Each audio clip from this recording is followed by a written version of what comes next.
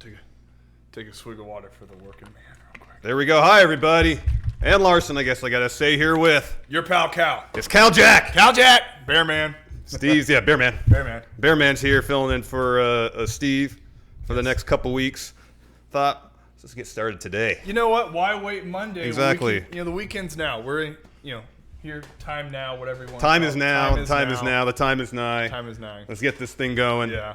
Why wait Monday? I want to be here now. Let's just stay here all weekend, Cal. I brought my sleeping bag. I got my tent. We got the foresty backdrop we can put up. I brought some foresty backdrops because we can think. Fits my surroundings. We can think we're in nature. Exactly. Yeah. Well, I appreciate you joining me, especially on short notice, because I wasn't sure if I was going to be able to do this. My eldest daughter woke up this morning selling knee injury. Oh no, I been there. So we weren't sure what was going on with that. Yeah. But she seems to be well enough to. Good. That's good. That would have been horrible. That would have been really bad. Oh, best friends, best video package in the entire industry. I gotta say, Trent. I met him at FCW on his way out, and I didn't have a car, and I was just kind of wandering the streets of Tampa by myself. And he got let go, and he wasn't even part of the company, but he pulled over, and he's like, "Do you need a ride, man?" Oh, that's so cool. And I was like, "Yeah, I can use a ride." And then he's like, How is it over there? And I'm like, "It's good. Ricky, the Dragon Steamboat's coaching me." Oh. And he's like, I can see him being a good coach. So. Have you heard our Trent story from StarCast? Yeah. He took the picture, and then he said, "I'm not even going to tag you." Yeah, I'm not going to tag you in it. There's that, and then Steve told him about that at StarCast last year. Yeah.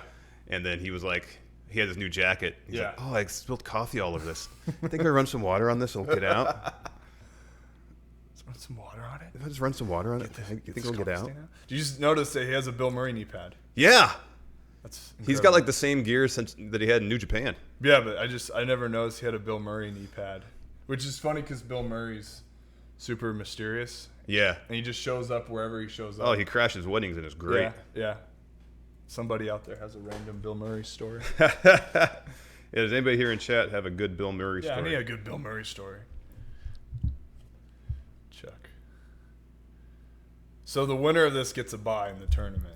They get another match, and the winner of that match gets the bye. Okay. That was my understanding. Yeah. The graphic was kind of ambiguous. Mm-hmm. Ambiguous. It's a Bill Murray pad. Thank you, everybody, for joining us today. Again, on short notice. I apologize. So you said you went to the gym today. What were you working today, Cal? Today was upper back and some arms. Upper back and arms. Okay. Yeah. It was good. I went to the old high school gym to work. Oh. Because nobody's there to bother me. That's true. Not to say that I go to the gym and I get bothered a lot. I don't, but gyms get crowded. Yes. And a lot of you friendos may not know this, but a lot of pro wrestlers all use Planet Fitness. Oh. Everyone has a Planet Fitness membership. Interesting. So I guess you can get that cheap and you can use it nationwide, huh? Exactly. Oh. Yeah. There we go. Get cheap tanning. It's everywhere. It's 24/7. Yeah. A lot of the times after shows, I'll do a match and I'll just go to Planet Fitness and shower, so I don't have to wait, till I get home. Oh yeah. So you're getting the stank up the joint. the inside scoop from how wrestlers do That's stuff. how exactly. If you guys have any questions about little things indie wrestlers do, now that I am one, direct them towards Cal. Yes. Yeah, just Cal's Corner's over here. There you go, Cal Corner. Cal Corner. GT Racer 88. Not able to watch Fyter Fest out supporting my local dirt track, but here's some money. Thank you, GT Racer. Oh, Brooklyn. That must be where Private Party is. I should pull up Steve and I's predictions because I don't remember who he picked in all these matches. Oh, he picked SCU and I picked Best Friends. Best Friends. Who you got in this one, Cal? Probably Best Friends. Yeah. I was on. I did an APW show, and SCU was there. Oh yeah. That was pretty cool. Did you get to interact with Frankie or Daniels? No, or I Scorpio? wish. I just shook their hands. Oh, cool.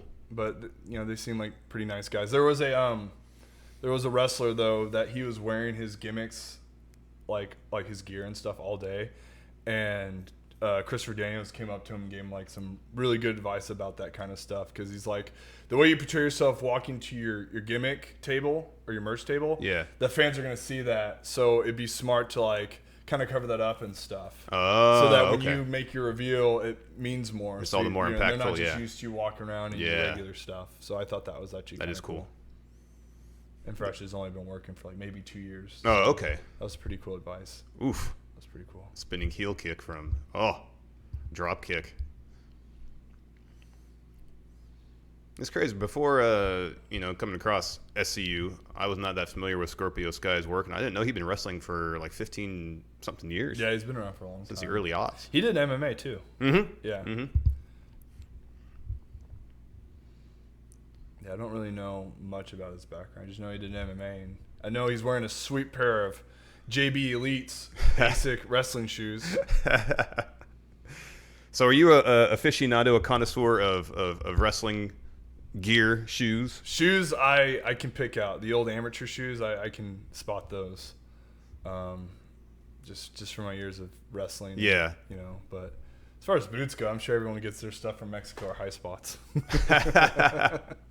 Or they just don't wear them. Michael Forbes, what do you think of Flip being the 4th member of Villain Enterprises? That's weird. It's kind of a heel turn for Flip. Keeps them in the elite, being the elite show. Yep. That's the way I took it. And I wonder too if it's going to be a situation where if his contract's up roughly the same time as Party Marty's, if he'll make his way over. Well, that's the thing, because I've heard rumors that even like Brody's contract, it might be coming up soon, and like PCO. Mm-hmm. So I think that all those guys are trying to stay together as a unit, and then that's just rumor and speculation. Yeah. Because I know, isn't Jeff Cobb's? I remember hearing his deal's up next month. I think. Yeah. I wonder what he's going to do. And I think Roosh signed a 1-year deal as well. Yeah. That's pretty cool. Oh yeah, Private Party's great. He's got sunglasses on. That's pretty damn impressive. Wrestling with sunglasses the whole time. Whoop.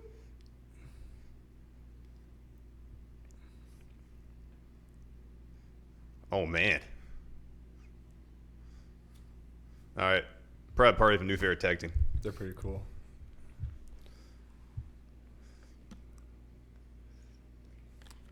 I got my picture taken with the guy in orange at I was gonna say the party. double mohawk guy. Yeah, man. I think it was like Animal or Hawk. Hawk. Well, Hawk, right? I think it was Hawk.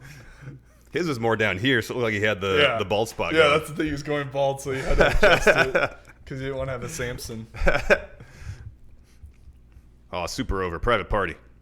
Subgum right now. It's the triple threat tag match. Private Party, Best Friends, SCU. Oh, they're ganging up on the young. Oh, come on. Young boys. Oh gosh.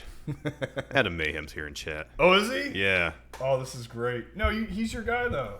I know. He's kind of letting me down here with not defending the H title and stuff. Well, he had to make a sacrifice because he loves Korea and that's where he wanted to be. I understand. Same time, he's still taking my money. Yeah. So I'd appreciate it if he would maybe defend the title from time to time, especially when you have Simon Miller, a worthy opponent. Yeah, who wants to make it a world title because all you have to do is take that, Yeah, totally. He only needs he's already defended it in Korea, so he needs to defend it one other territory, I think is the deal. Yeah.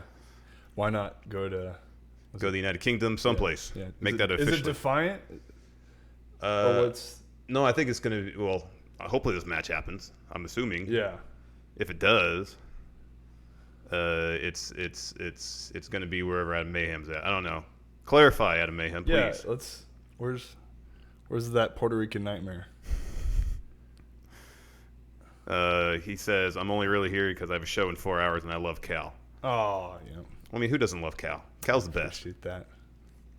I almost thought about wearing your shirt today, Mayhem, but another time. I'll surprise you another time. I almost was going to do it, but I was like, I'll wear my Yeti shirt instead. The problem is if you would have worn a Mayhem shirt in your first day, you would have gotten some heat from the friend. That's kind of what I thought too. I just didn't want to do it. He doesn't want to do it. He didn't want to get the first day heat from the Friendoverse. I want to be liked. I want to someday come back again and again on this show. Oh, totally. Come back and show my face. That's going to be the deal regardless, Cal, whether the Friendos like you or not. Yeah. Come on, Friendos. What do I gotta do? What do I gotta do for you to like me? Just like me. Oh, whoa, that was a cutter. Mayhem. It will never happen. Mayhem. I'm gonna look over this. I'm gonna look over this contract that we all signed, and I'm gonna see what I can do to so this match happens. Yes, Raymond Bostaff. You know who I am. I am broke. Totally broke. Oh, you know who? Oh, did you see who that is? Ringside. Who? Do you announce as Dasha Fuentes? Oh, that's cool. Yeah. That's super cool. Yeah, good for her. See, little things. Got to pick up on little things. You can see it right there. Yeah. That's awesome.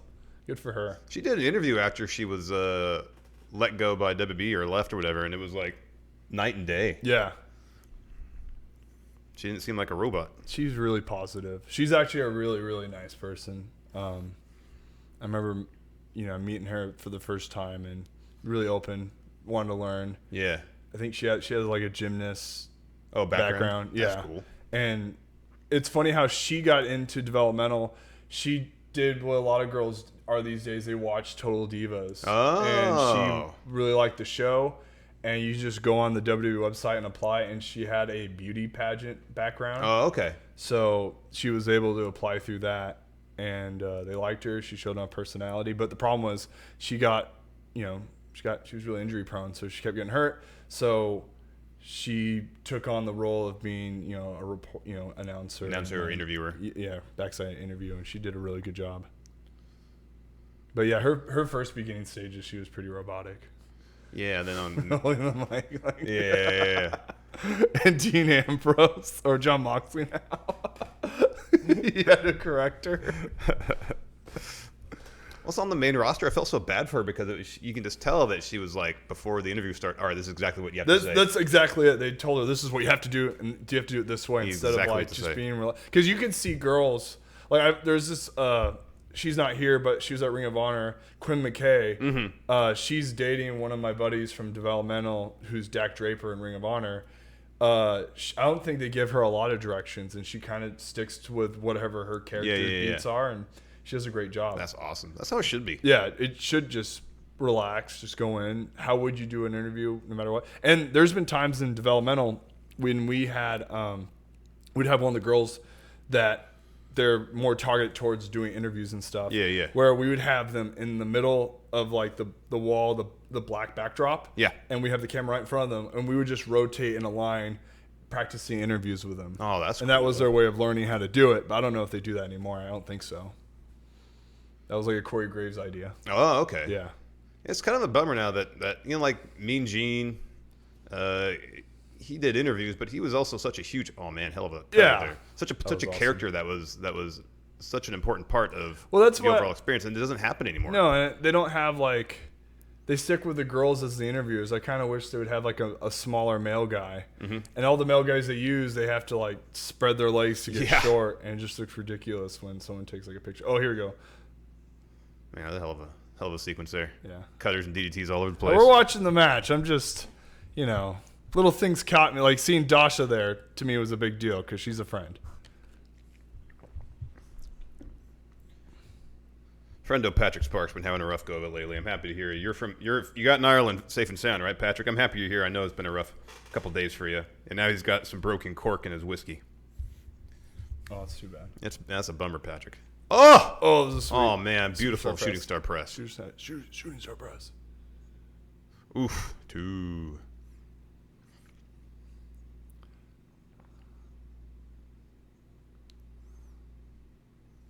Star-making performance here from Private Party. Yeah. AEW. I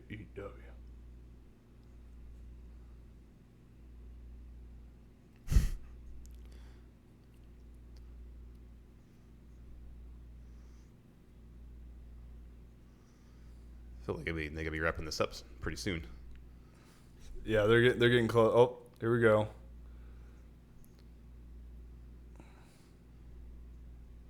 Oh.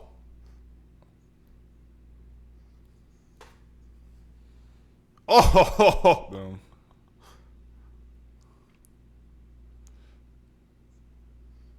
So it's not elimination. It's just whoever gets pinned first. I believe so. Yeah, okay. yeah.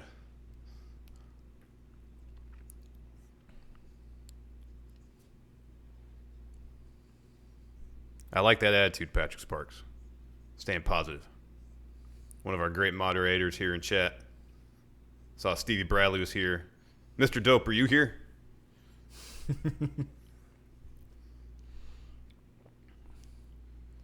Backstabber. What is Scorpio Sky going to do? Kick.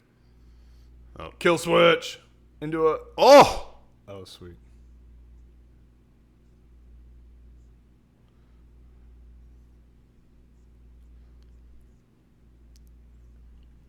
Yes, this is Cal Jack. Yep, Cal Jack.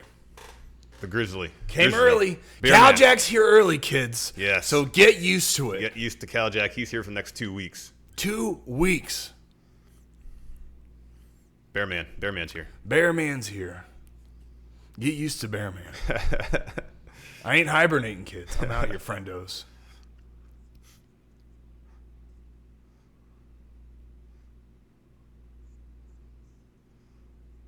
Ooh, he's going out to brawl.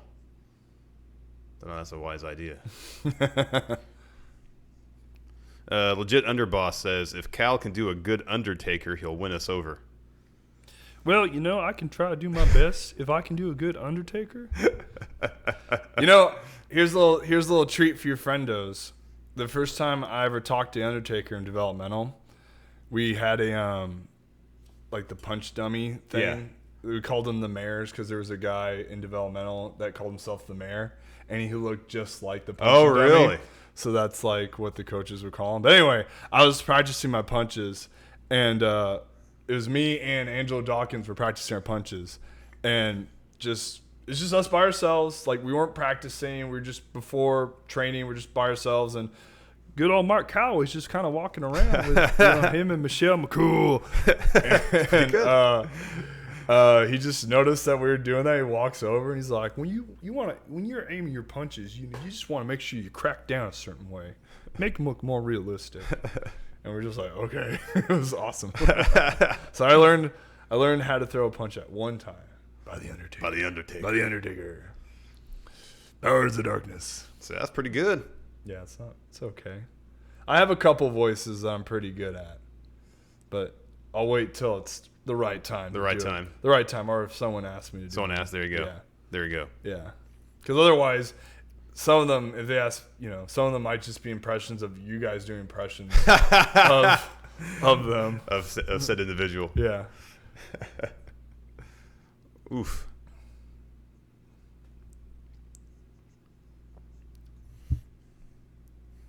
I know I picked Best Friends, but I really want Private Party to win this.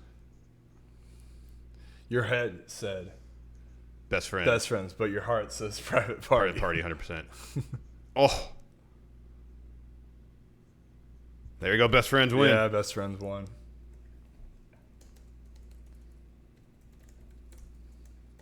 Kind of knew, had a feeling. On the point system, I would have probably put 5. Oh, wow. I think I had not a whole lot.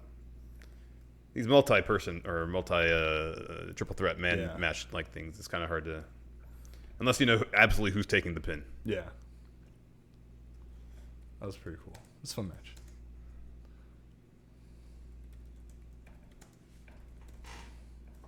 I take some basic notes here. Done. That was a hell of a match. It was really good. Super impressed with Private Party. They only had that one showcase spot at the buy-in battle royal at Double or Nothing, that Ronda Cutter thing, and that was, man, that's crazy. That's the thing they say about the business. Like, as long as you can do one cool thing to catch the producer or whoever's eye, Mm-hmm.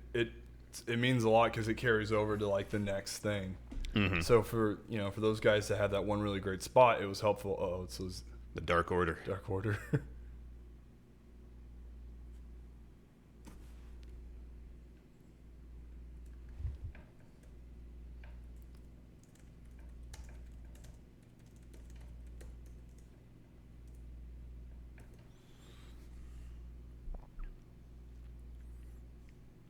Oh, Steve's here. Hello, Steve. Steve's here. In chat. Yeah, Steve's here.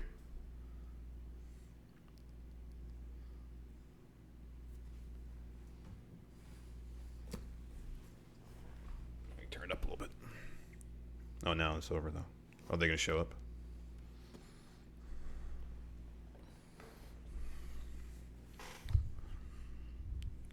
Ooh. Just wait till you hear the bell rings and Dong. dong. Hey, everybody! I'm an all elite right now. Oh, Steve says, "Can I just retire and let Cal take my spot and still take my cut?" I'll just say that he's teaching me from behind the curtain. There you go. Steve, new manager.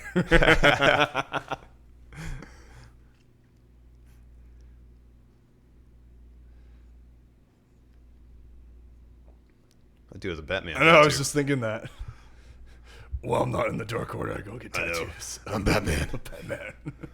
I'm Batman in the Dark Order. Oh, lights are out again.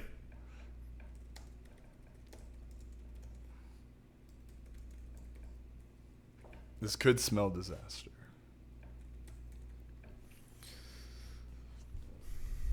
Oh, Steve Bradley, did you ban Steve? That'd be funny. Put him on timeout. Yeah, block him. We're gonna put it on mute. Ooh. It's just a threat.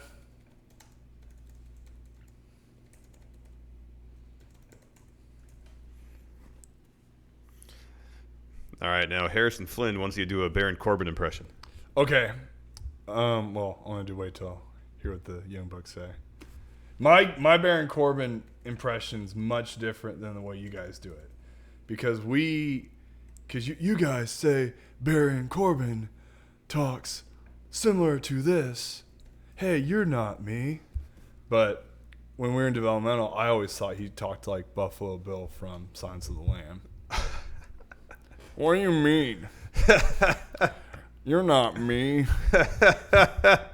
So, I think he sounds like Buffalo Bill from Silence of the Lamb. Is that a shoot voice? Is it like Buffalo Bill? Shoot, yeah.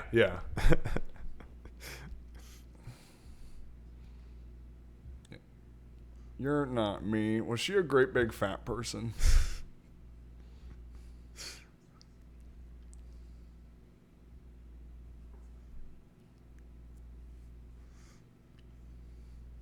Matt Jackson's getting jacked.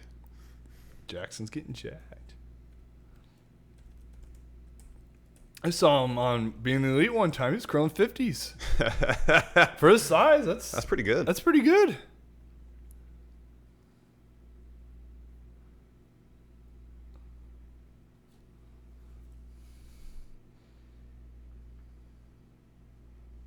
What show is it where WWE's running like Evolve the same time as this All Elite's the Fight for the Fallen? Okay. Yeah. Same day, same time as Evolve 10th anniversary. I can't even getting all uppity about it. Yeah, he wasn't happy. Businessman.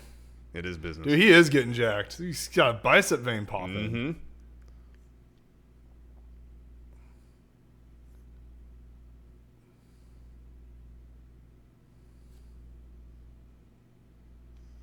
Oh, some of the models are getting laid off. Oh, someone's getting thrown in that. Oh, yeah. We're expecting like a bloodbath between Moxley and Joey Janela. Oh. They're just going to wrestle in the kiddie pool the whole time. Oh, yeah. I'd rather have that.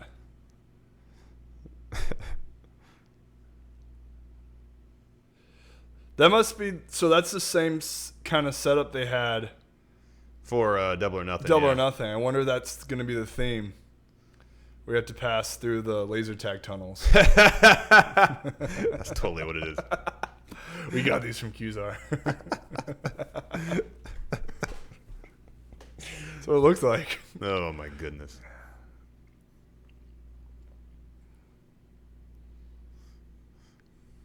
We play some of the girls with mannequins.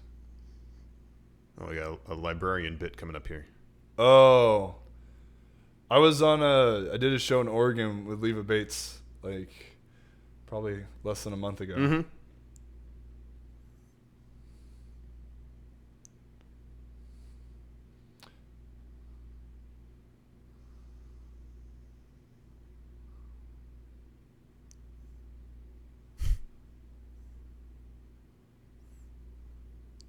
I wonder how far they're going to run with this gimmick. I don't know, but she doesn't really dress like a librarian right now. Why would a librarian wear a golden vest? That's actually a good question. Yeah, I don't believe a librarian would wear that. She is also into K-pop. Yeah. And Mayhem got into K-pop because of her. Oh, okay. That's why he's obsessed with it. and when I'm, I've met her a couple times, but when I was talking to her at Prestige, she, like, her flight from Oregon, it was in Corvallis, which is an hour and change south of Portland. Like, the show got done at, like, probably 10. Mm-hmm. Her flight wasn't until, like, 4 a.m., so she didn't know what to do for, like, a few hours because she was going to fly from Portland to go to a K-pop concert that they had in Houston, Texas. Okay. The mannequins didn't make noise. Oh, slow back shirt. That was cool. That's cool. Slow Wolfpack shirt. That was awesome. Why would a librarian trash a mannequin?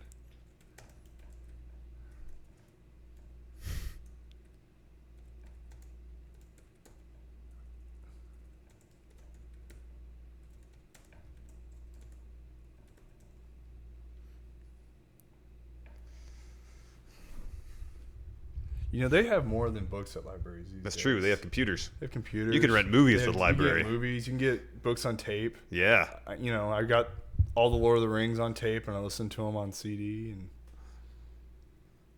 I think I rented movies from the Cal State Northridge Library once. Yeah. For my film class. Yeah. Oh, I think I missed a comment here for Cal.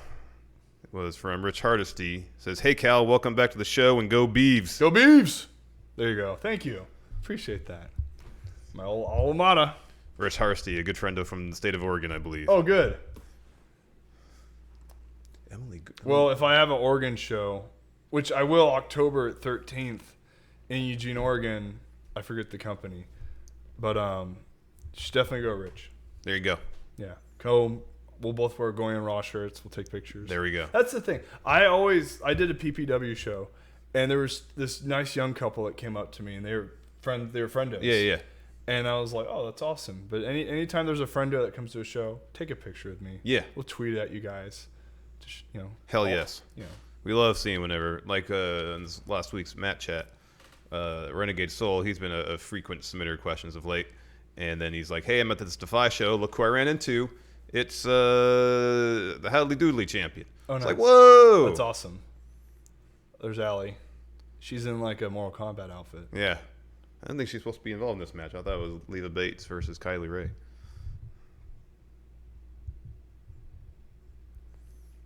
She got to change her Twitter handle, I know. At Allie All Elite. Yeah. Allie AEW. Allie Elite Wrestling. Allie Elite. That's a stretch. Yeah, Allie Elite.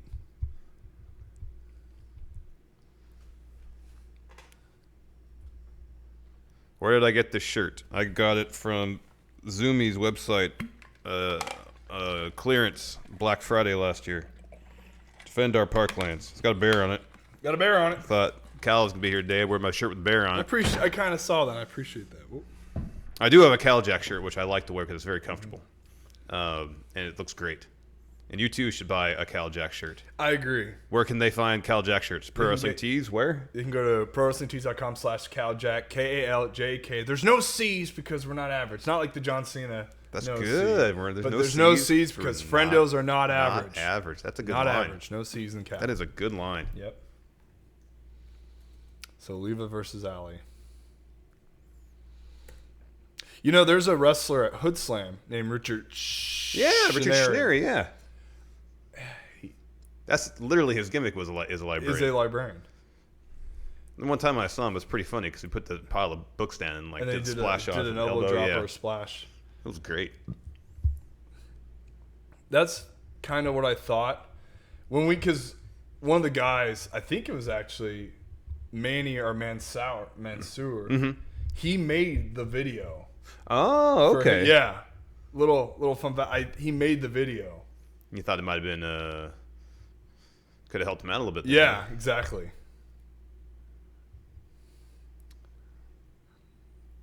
But I mean, if they want a female librarian, that's, I get it. But Richard Shinari is the best librarian wrestler. Are you familiar with Peter Avalon, the other dude, his work? Not really. I think he wrestles I think he has wrestled at least in Southern California some. Yeah, I think that's his. That's his home territory. Yeah.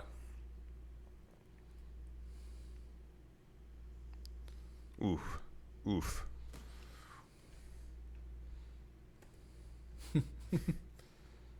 There's Mr. Dope. Hello, Mr. Dope.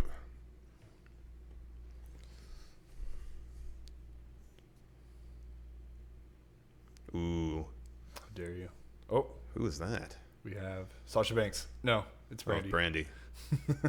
At least she's actually watching the TV almost like you're supposed to watch the TV. She's not facing at an angle like that. No. To watch, so you can get the full. So that's good camera work. It rotated because it was like, who's watching? Mystery at first. Mystery, and then you're like, oh, now you know. Now you know it's Brandy, and she's watching TV like a normal person would. Like a normal human being. Yeah. I heard someone yell, "Nerd!" Leva's really selling the injured finger there. Some good storytelling for Leva Bates there. No. I don't know many librarians that would have blue hair. Oof.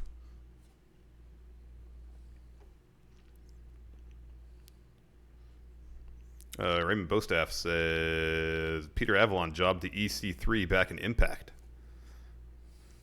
Stuart Anderson says Cal Jack's hair is glorious. So, Cal, yes, as a man with an impressive head of hair, yeah. Any tips for the good friendos out there how to maintain? You don't wash your hair every day. That's what I've heard. Little fun fact: you just don't wash your hair every day because it strips the oils, natural oils. It strips the oils from it, and you want to make sure you brush and comb your hair every day, and always have a pick in the shower. Okay. Have a pick in the shower. Did they teach you any hair tricks at the Performance Center? Billy Gunn says to use leave-in conditioner when you're in matches. Interesting. Oh, so your hair won't dry out? Keeps your hair wet, and it doesn't dry out.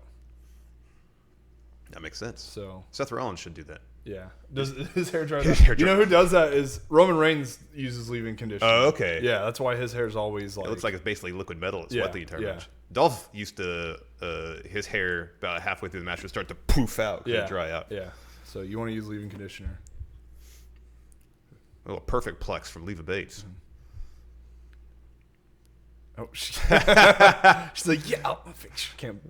Can't anybody with a hurt finger.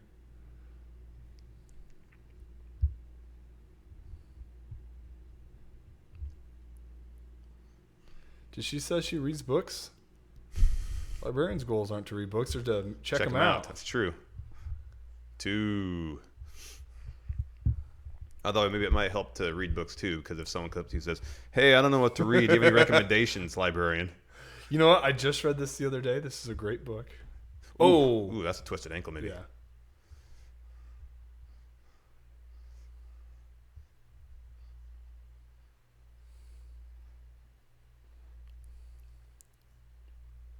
If anyone asked me, I'd be like, "Oh, I listened to this book on tape the other day." There you go. Instead of reading it, I'd just say, "Listen to it."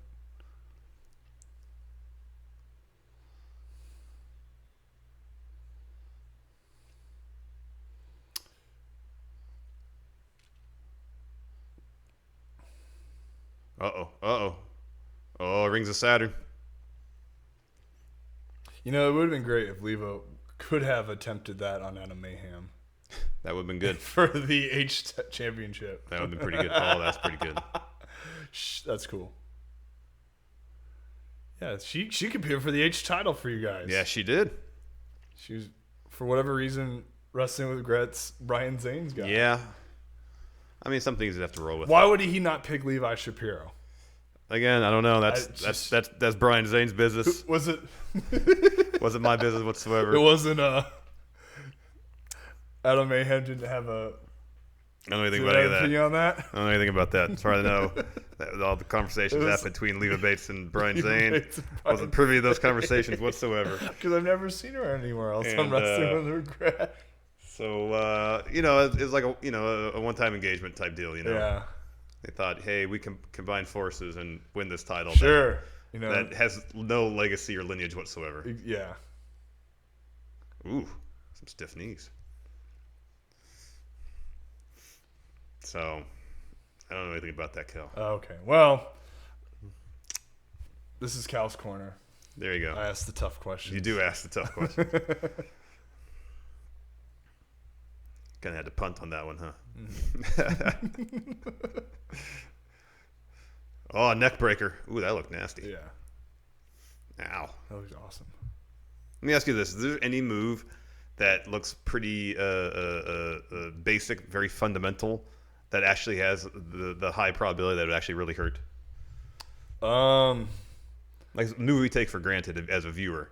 I've taken my fair share of stiff drop kicks, but I mean that really varies on where you are when the person's giving it to you. Okay. I'm all into it. When a guy hits me, like I try to block, but I can feel like when they kick off. But I mean, you know, obviously chops are stiff, but like it just depends on who gives them and how hard they give them. You know. Who's the best chopper you've ever been in the ring with? He got actually. So a lot of people aren't familiar with him, but I think Marcus Malone from Oregon. Okay. He's got some heavy chops. He's got really great chops, and I have a really choppable chest. I got a lot of percussion on this thing. Oh. So I have a very choppable chest. I did trade chops with Filthy Tom Lawler in that Oregon show. Oh yeah. And he gives out the chops too. That's awesome. There's a clip. I could send it to you guys of him chopping me, and it's pretty loud. Yeah, that's awesome. Yeah, he gives out pretty good chops. It's not like getting chops from Volta. Oh, Mayhem has to say that he beat you already. Who, me? Yeah. I don't care. You're not here. You're not even here, Mayhem. That's just words. What does that have to do with anything right now? That doesn't do with anything. Sheesh. Oh, pedigree. Pedigree. That might be a move for a librarian.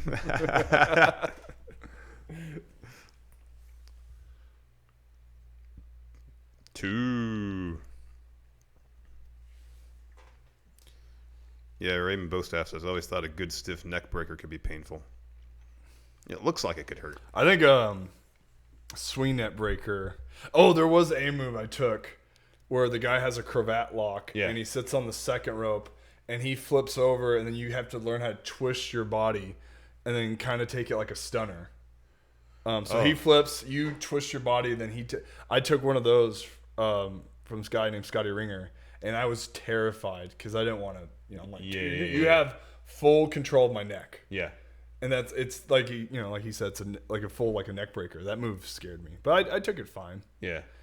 Not like it's similar like to a blockbuster, but instead the guy has you and he goes with instead of like this, it's the cravat like that. Yeah. Yeesh.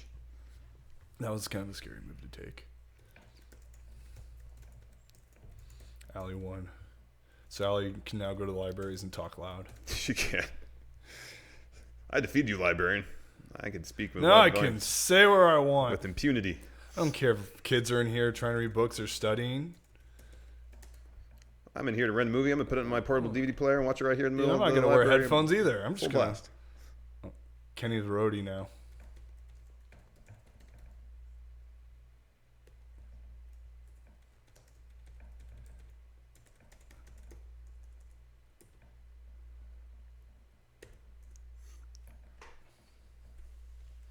What? What do you mean? What do you mean? I want to bring out the instruments.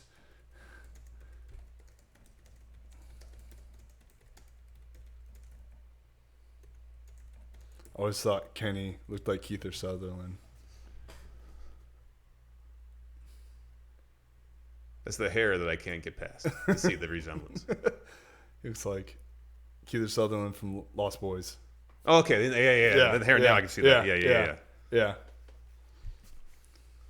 No bands. Didn't Slipknot pull out? Slipknot was supposed to play, I thought. Oh, were they? I thought so. I thought they were supposed to play Fyter Fest. They're like, we don't like Bray Wyatt's mask. It's a knockoff of ours. Like, they got different color microphones. Yeah, they do. They brought their own. They got their own mics. Mic covers too. Mic covers. Bruce Wayne here Certainly not Batman. Bruce Wayne. No, different Says here, Cal Jack versus Mayhem Friendo Championship death match. Adam would say you have to pay me more money if I was to do a death match. Because I'm not going to do a death match. I'm not into those. That's what he would say. That is 100% right. That's what he would say. Okay, do you have $3,000 to pay for my hospital expenses? No, then I'm not going to do the Then death no, match. I'm not going to do that. There you go. That's your answer from Adam Mayhem, Bruce Wayne. Have you ever done a death match? I've done a hardcore, but I've never, like, I don't know. What is a death match? Light tubes. I've never done one, but I did take on Sir Samurai in a hardcore match. Oh, okay. 'Cause That's his gimmick. that's his kind of his thing. What was the most extreme weapon utilized during that match? I used a record, and I'd smash his head out with a record, and then we had lightsabers in the match. Oh, that's so we funny. used that, and then he brought out a yellow caution, don't slippery floor sign. Yeah. So I set that in the middle of the ring, and then I got my water spray bottle, and I sprayed it on the floor, and then I shoot him off, and then he slipped because it was wet floor, and he didn't use caution with it. So That's pretty damn funny. yeah. Well, I mean, Those are the kind of hardcore matches I enjoy. that's what I was. Creativity involved. Yeah. That's what I think is hardcore, because if you slip on the floor, that hurts. Yeah, you don't know which way you're going. Yeah, it hurts more than falling and hitting some fluorescent light tube. Totally. What hurts more, the floor or a light tube that breaks? So this guy is. He's the organizer of this gaming festival. Well, he got pyro. Yeah, kind of. It's kind of sad, but it was pyro.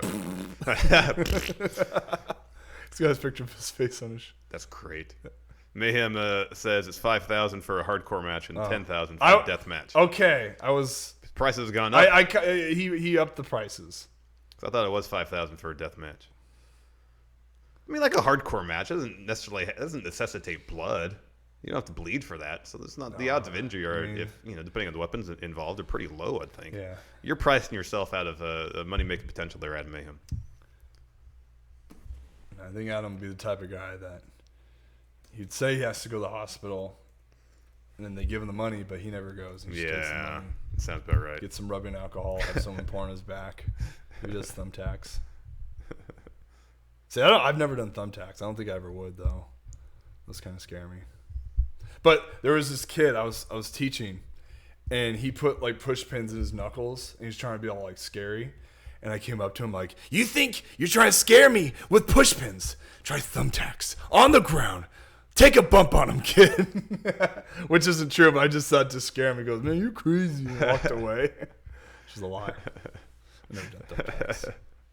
He's being a punk though. He's trying to be tough on kids by trying to be like a little Wolverine. Like, get out of here with that. Yeah. See, I don't know Nakasawa's amateur shoes. I know they're Adidas. He's wearing. Oh yeah. Get some Adidas. And the other guy's wearing some Nike basketball shoes. Yeah, Nike basketball shoes. You know, he probably rolled his ankle from wearing boots. So just like Enzo, he had the doctor right, only wear, rock the Jordans. Rock the Jordans.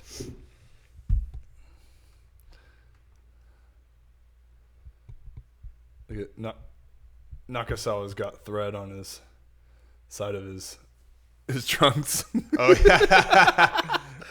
He might be can't be wearing a jock strap under those. No, he can't even wear a thong, really. No, he's probably wearing for a hardcore match, less is more. Oh my gosh. Because those trunks are small. Woo. Oh, this guy's okay. Leapfrog. Not a terrible hip toss. That's okay. I know he's been working out with Kenny. Is that who this guy works with? Yeah. Look at that scoop slam. Protect the neck. There you go. There you go.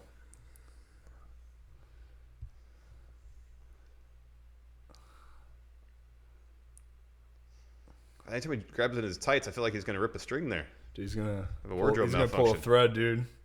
He's got... So you can tell a lot of the time when someone's kind of new and they're he's gonna do the oil thing. is in between stuff, they're kind of hopping with their hands down. They don't know exactly what to do with Yeah, their they hands. don't really know. Yeah, so that's like a good like indicator of like if someone's like super green because his facials are like what's he just going looks like on he's here? happy to be there. Yeah. Greeny22 Stream CEO with the NWO Seth Rollins shirt. Yeah. Yeah. Oh, they stole your spot. He just slipped on the mat. See, Oh, the ref it's did a too. good. I see. Look at that. It is a good spot. Slipping. That's a look. And look, he got the upper hand on him, and he's doing like don't wear shirts in the match gimmick. Well, he can get up from that. He just slipped a little bit. But yeah, it's a great spot. Slip on the mat. Oh. Now I'm a fan of Nakasawa because he uses funny. slip spots. That's pretty We were funny. just talking about that. Called the spots to him there. Yeah. Slip. I'm gonna put this oil on the ground. You're gonna slip it. Oh, those type of mats. You put a little oil on that. That would actually really get really slippery.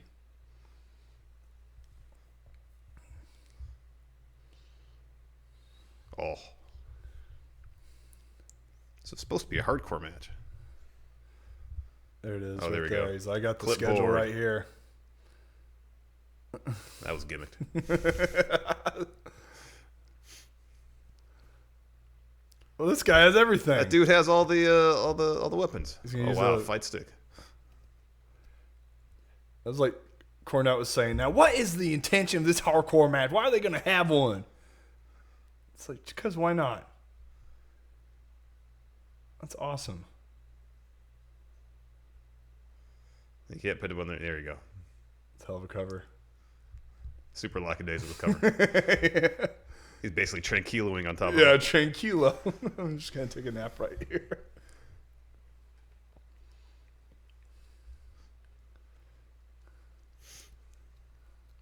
There's no Smash Brothers. Yes, there it is. Oh, there's the pool. That's what they want. Use that crocodile.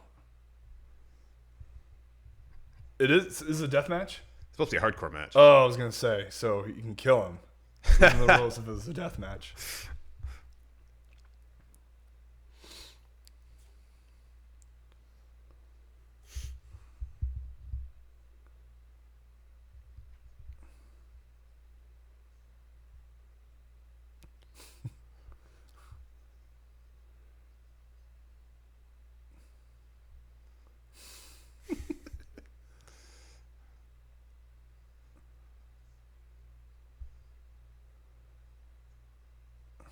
Oh, slam him in the pool. Slam the pool. Oh, Oh, ow.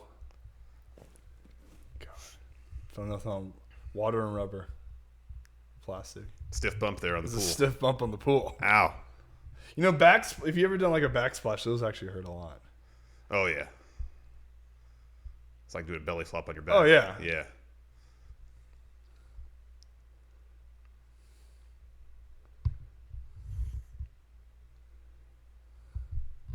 Oh, he's got a GameCube controller. It's got a. Oh, it's another GameCube controller. Yeah. Oh, Oh. that must be. You know, it's symbolism. Smash Brothers are coming around That's true. There you go. because that's the controller of choice when Oh, you people got play a table Smash too. Bros. Oh dear. Enjoy it. Nope. Nope. Those don't connect. And the little roller thing to keep it Keep it upright. Keep it up. Didn't stay. This thing's gonna fall off constantly, but I'm okay with that. Uh-oh. He's laughing the whole time. Jabali is. He's in there trying not to smile. Oh, he's playing it. Oh, he should have plugged the other end of his mouth. Oh, there you go, or his ear. There, his ear.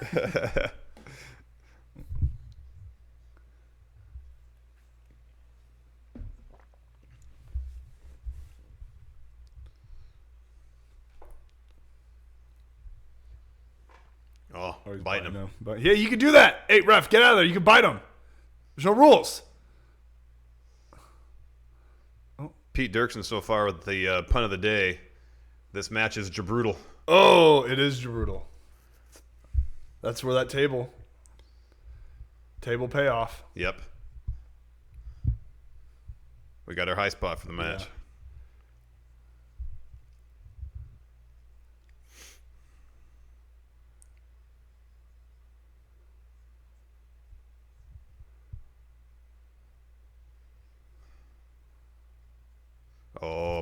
up. He hasn't had enough.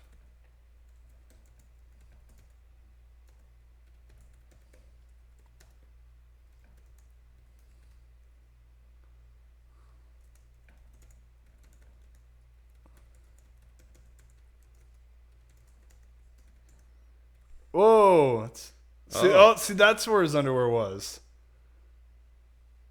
Oh man, I feel See, like that my question got answered. I was like, what is he wearing under that?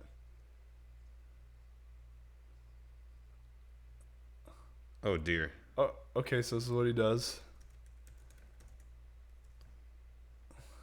German! Oh! Oh yeah, my gosh. he didn't have any waist. He's all upper chest. So when like you get German, Yeah. like, and I think Nakasawa over jumped. He should just let him take his own bump. But he looks fine though. I don't know. He'll land on his shoulders. Yeah, land on his shoulder. Oh, we got some thumbtacks here. Or Legos. Arcade push buttons. Push buttons.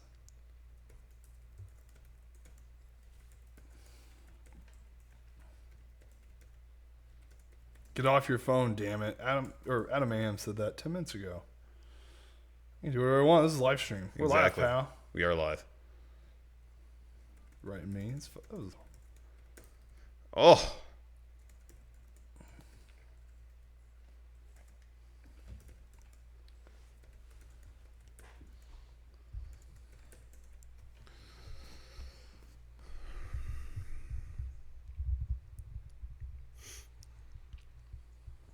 Oh, dude, he's ready. Yeah, eat it. Oof. Oh, he's all tied up in his undies too.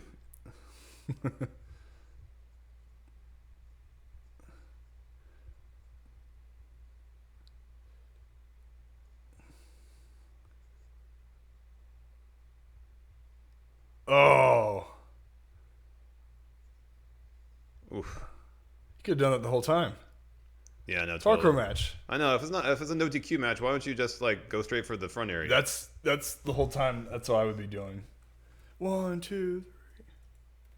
Yeah, go straight for the boys. Exactly. There we go. Yeah.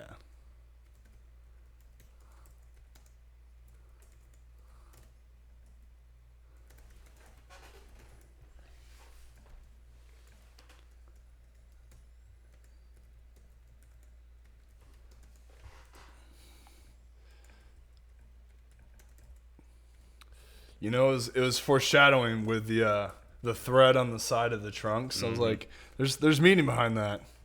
And there it was. Yeah, because he could pull out his underwear.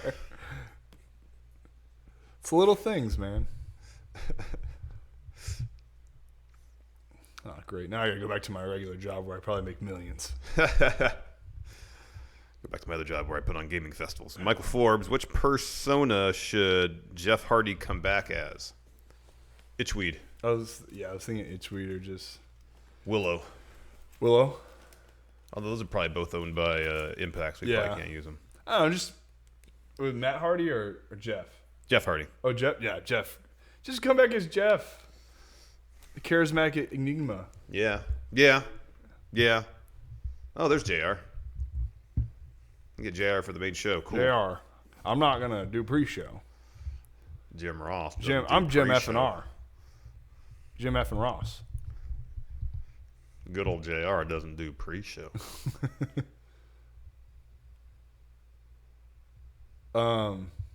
So when I first met him, it was in the tryout, and he was talking to all the amateur wrestling guys. So it was like, but specifically he was talking about promo class. When we do a promo, Angelo Dawkins' last name is Jackson.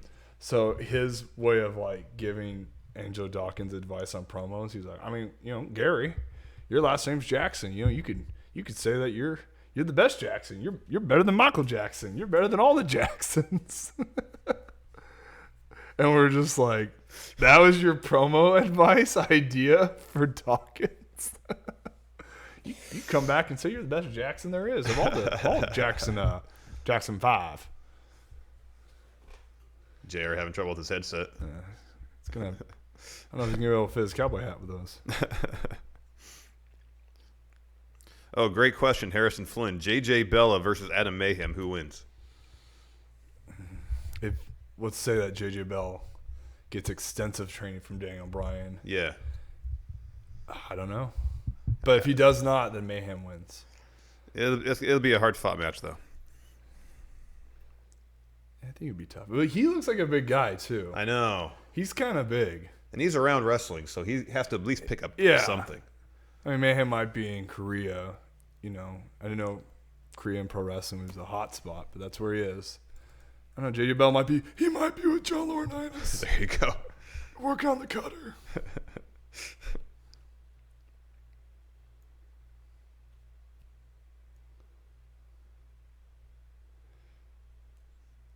Moxley has a great beard. Yeah, he does. Really, really nice beard. So now after that promo, I fully expect him to bring out like the lawn trimmer or the hedge trimmers, all that stuff. Yeah, everything that he wanted to do with Brock. He can exactly. do in this match with Janela. There's gonna be buckets of blood. I hope not. No, I don't actually want to see I don't want to see any of that. I can't watch deathmatch stuff. Yeah. When I'm in the moment, you kind of don't really like. You're in the moment, so that stuff doesn't really like kind of enter your mind. But like watching from the outside in, it's just like, it makes me queasy. Oh yeah, it does me too. And now that like staple guns are a thing now, it went from like thumbtacks to like fluorescent light tubes. Now it's staples. Staple guns. That's the fad these days. And now, syringes. Oh god, syringes. It's too much. It's way too much. Yeah. What do you guys say? It is too much. It's too much. Where is that from? From Scott Hall. Is it from Scott Hall? I guess there's some documentary or something that Steve saw where they're at a wrestling convention and Scott Hall walks up to Virgil's table. Yeah. And he's like, he has some action figures and he says to Virgil, he says, "You should put these on their back because that's how we all remember you." Oh my god. And there's like a picture of, I don't know if it's Mike Tyson and Virgil or just Mike Tyson that he was selling. Yeah. And Scott Hall was like, "You're selling pictures of Mike Tyson? Virgil, you're too much." Greeny22 says, "Calling it now, Mox versus Janela's match of the night." Yeah, definitely could be. I hope so. Definitely. We'll do Patrick Sparks the main show. I meant to do that for the pre-show. We probably are a bit behind. We'll run this off the Fire Stick. Yeah. I met Scott Hall at the Performance Center. Was it the around the same time when he called Baron Corbin an asshole? I don't think Corbin was around for that show. Okay. No. That'd be my favorite part of Breaking Ground. He called Corbin? He's like, yeah, they try to make you a baby because they don't realize that you're an asshole. Oh. I don't know. It was like in the. It wasn't just like a one-on-one thing. It was I think there's people around him and stuff. Yeah. I mean, he was around quite a bit because he lives in Orlando. Oh, all right. So I'm sure at one of the NXT stuff, he probably came around and like they shot that. But like we had like match night, and match night's when all the super like underdeveloped kids perform in front of everybody. Mm-hmm. And he was just sitting there, I think, with Bloom. Mm-hmm. And he goes, "Man, I really enjoyed the show that you guys put on. But Carmella, I mean, if I were you, I would have kept dancing. It was great." That's the thing he points out. Yeah. He points out all that. He goes, "Man, Carmella, like, should have kept dancing. That was great stuff." Brian Gallagher, not sure what's different, but this is the best Going in Raw stream ever. Thanks, Brian. Oh, nice. There's one kind of huge difference. I wonder what that could be.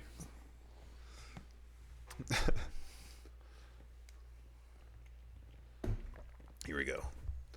Main card. Main show. Just up live from Daytona Beach, Florida. Just popped on the screen. Shout out the crowd chanting AEW. Another one. Trying to get some sync. Long shot on the crane. Zooming in towards the ring. Connor Matthews says, "Good day, friendos. Hello. Shout out to commentary. You got Excalibur, JR, Golden Boy."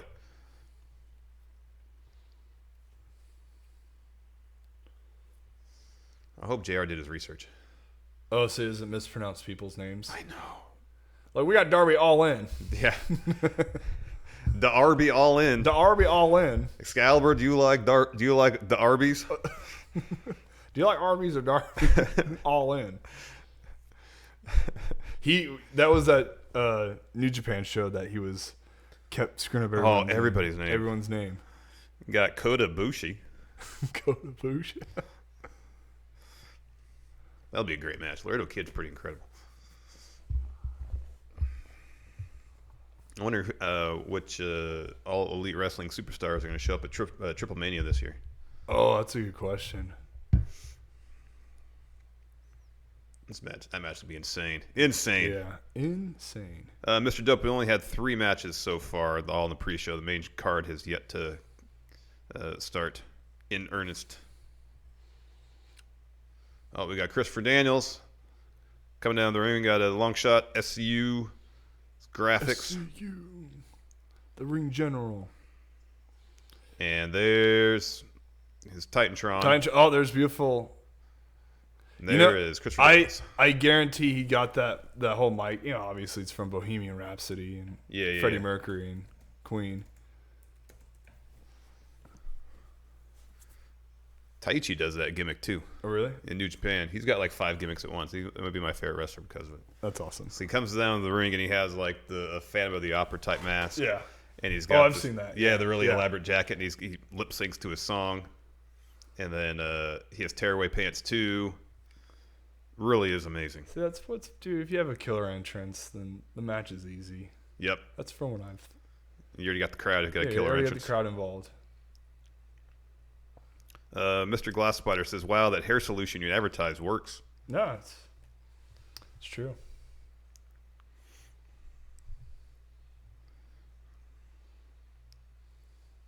Well, welcome, Jeffrey Coleman.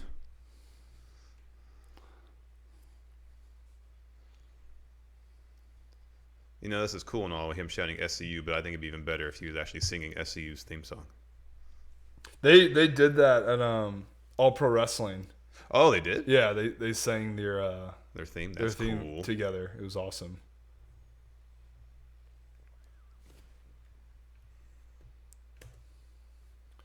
So let's take on the Strong Heart members. Sema, T-Hawk. I was T-Hawk at Hood Slam, but the T-Hawk from Street Fighter. Much different T-Hawk. Yes.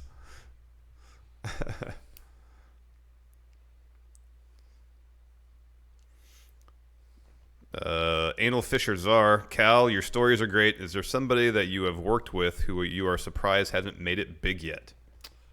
Ooh, in developmental right now or just in general? Why not both? Okay.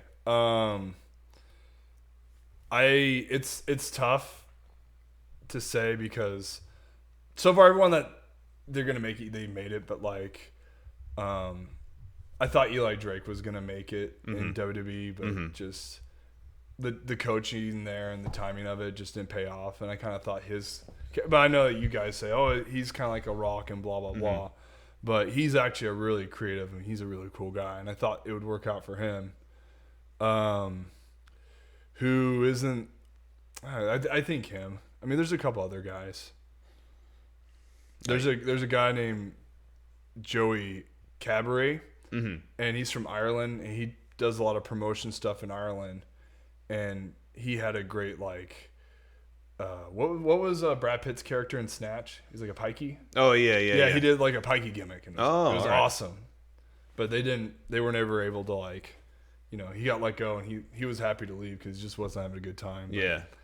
There's plenty of guys. I have that picture with all of us together. Yeah. I'll have to pull that up and like point out who I think could have made but didn't make it. There's quite a few. It was crazy to see that Eli Drake just signed with NWA. Yeah, I think that's good for him. It's cool that he tagged with what's his name? Oh, Aldis. Yeah, Nick Aldis. I think it'd be a good title program too. Yeah. Because we saw at that Big Time Wrestling show, the show we first met you. Yeah. In person. His match there was tons of fun. Yeah. No, he's athletic, man. He could jump from the floor to the top of the rope to do like a superplex. Oh wow. Yeah. So, and he started the same time as Moxley. Oh, okay. So him and Moxley started at the same time. Him, Moxley, and Sammy Callahan in Ohio. They were actually a little faction at one point. Yeah. That's so cool. all three of those guys are actually, they all start at the same time.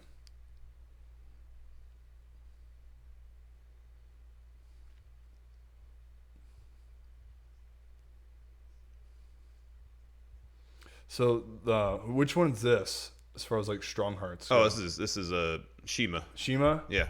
Okay, and all these guys were trained. They are at China. Yeah. But they're trained in Japan. They said he was from Japan. I don't know if they're all from Japan.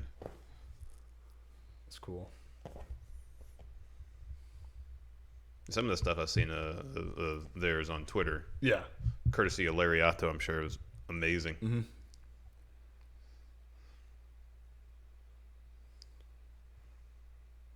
Small stretch.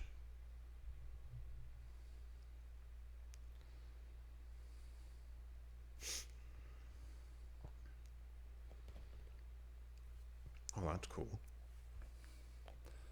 The only thing is he's on his back though, so I wonder if, with those kind of moves where you got the guy and you're stretching him, but like there's some refs who are like real stingy on like keep your shoulder up when you're trying to put in the hold.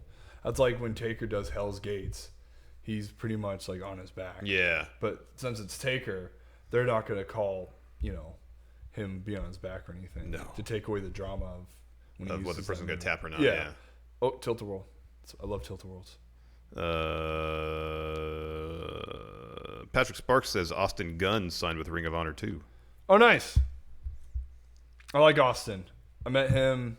He's the younger brother. He's the youngest of all the Gun kids, but he did Austin was a lacrosse player at Rollins College in Orlando. Oh, okay. And there was an Irish pub that me and Madman Fulton would go to, and we'd always run into Austin there. Austin's really cool. What is what Sawyer Fulton's doing these days? He is in Impact. He's part of OVE. Oh, that's right. That's right. I knew that. OVE. Yeah, that's right. Yeah. Forget about that. Yeah. Good for him. Because he was the original member of Sanity. And he tore his pec. But you know what? It kind of worked out for him because there is no more Sanity. I know. And I know. He makes, someone asked him that on Instagram. Like, he did a question thing. And someone's like, what was it like to be in a video game? And he's like, it was cool, but he was the lowest rated character in WWE 2K. So it was like, oh, at least he can say he was in it. Yeah, that's true.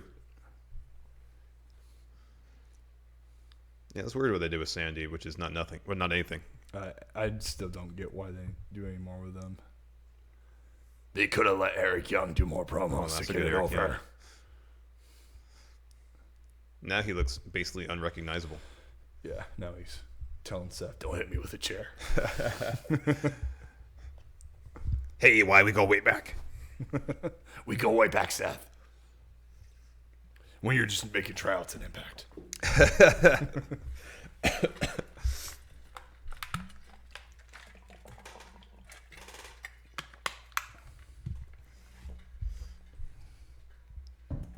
Yes, everybody. Welcome, Cal. I should have made another introduction at the beginning of the show. Welcome, Cal Jack. We were already so into it. I know, man. We were vibing. We were just didn't feel like I needed an intro. No. I feel like I've always been here. That's true. I've always been here. You've always been here. Your spirit has always been here. That was cool. Oh, moonsault. That was sweet. Yeah, your pal Cal. This is Cal's Corner. Cal's Corner right here. We're in Cal's Corner right here. And yeah, you guys are the friendos, but you're also my Cal pals. There you go. I like that your character and gimmick is so well rounded. Like you could step into any major wrestling promotion right now, and you're instantly ready to have your own talk show. Cal's Corner.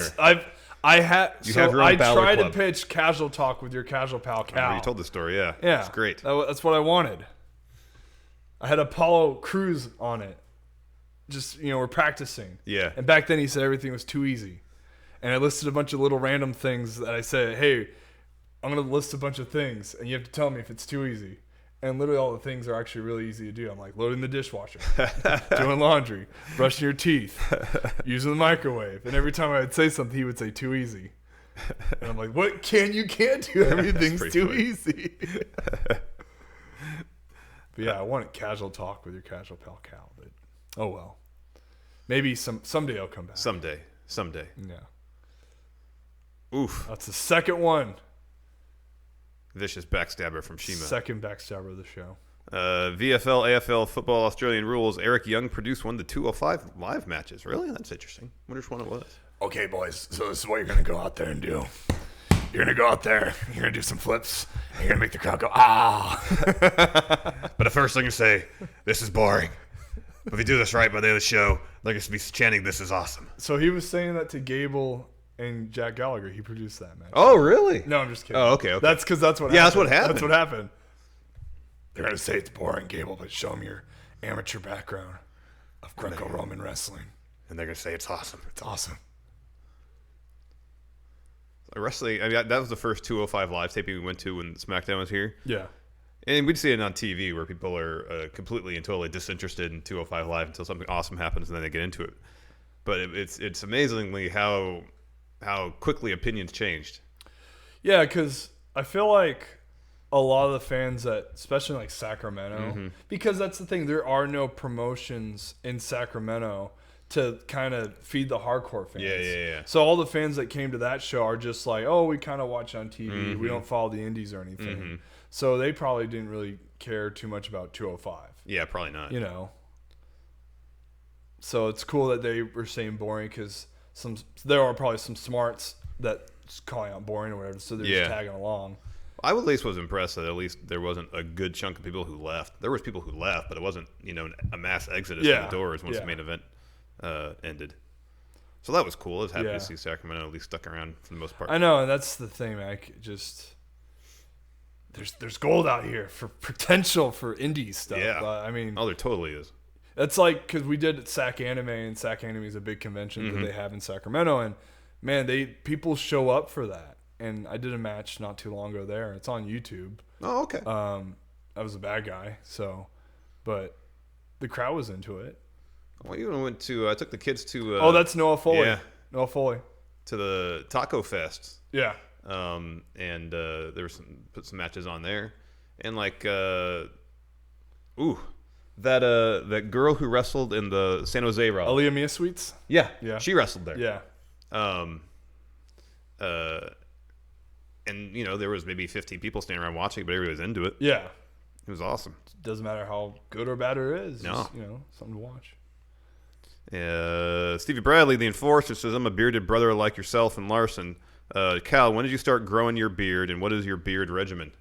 I started growing my beard in developmental. When I got let go, I shaved my beard and my hair. And that was a couple years ago, so I just started growing it back. I used to use Maestros, but I stopped just because it got really... I don't know. Wow. Beard grooming's cool, but I'm not like joy of bearding over here with like Larson. I don't do anything. You don't do anything? Just Nope. I let it grow, and when it gets too long, it tickles my mouth. I trim it. Yeah. I might trim it. I might pull it close to my lip and chop the hairs. Exactly. So, yeah, nothing crazy. No beard oil, nothing like that. No, that's like the Maestros. You have to order everything online. I know there was a time where if you had WWE following you or whatever, Maestros would send you free stuff. I never got to that, but I did. They have Maestros at Target, so I'd go to Target and try to find like the beard conditioner and whatnot. Yeah. But then again, when you see a guy with a too tailored beard, it takes away the beardness. It does. Little scruff McGruff. That's why I like Luke Harper's beard, because it's just all over the place. Exactly. That's what a beard should be. I know. I never really was into the trimming or not trimming. Sorry, but combing and brushing the beard. I know a guy. He does beard competitions because he has a pretty long beard, and he like makes all these like crazy like beard. Oh yeah. Wacky beard stuff. He was at a PPW. She's like a manager.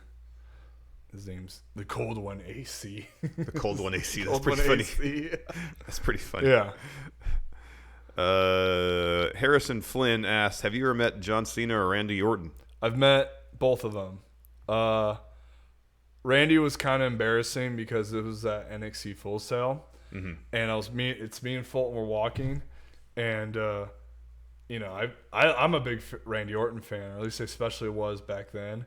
And as soon as he walks by, I start kind of like doing this, and he didn't see it, but when he walked by, he goes, "Oh, you guys are big." Yeah. He said that to me and Fulton, and then Fulton gave me so much crap for doing that with my hands. But I'm like, dude, it's Randy Orton. It's awesome. And I met John Cena at the Performance Center.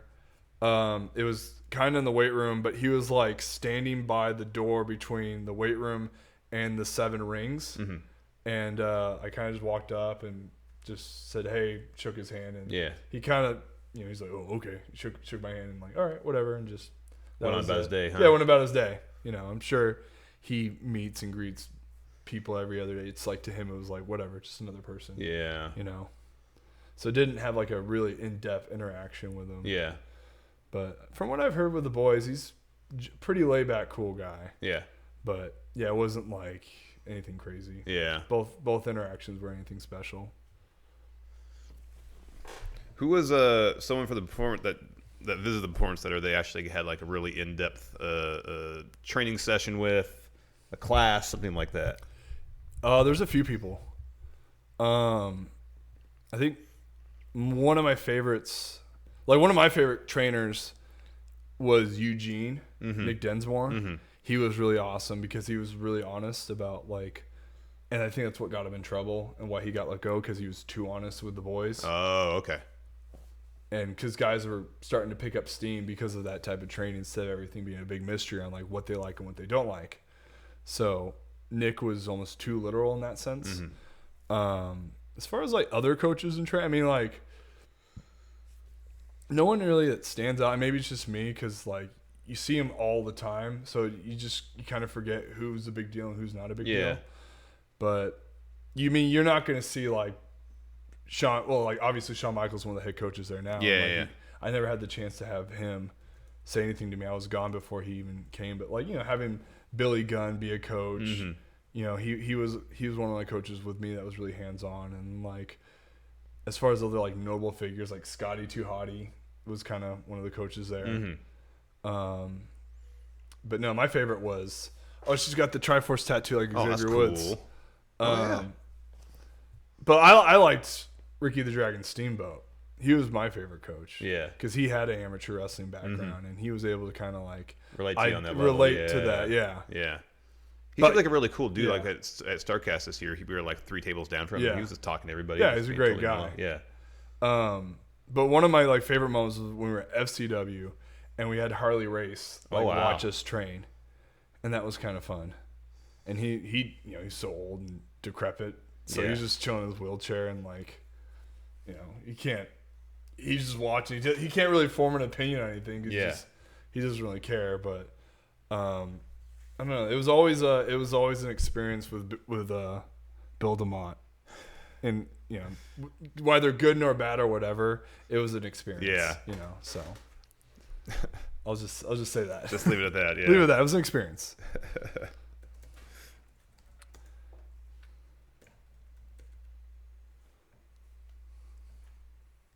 I don't know any of these girls. I wasn't familiar with them prior to Double or Nothing. I just know Nyla Rose.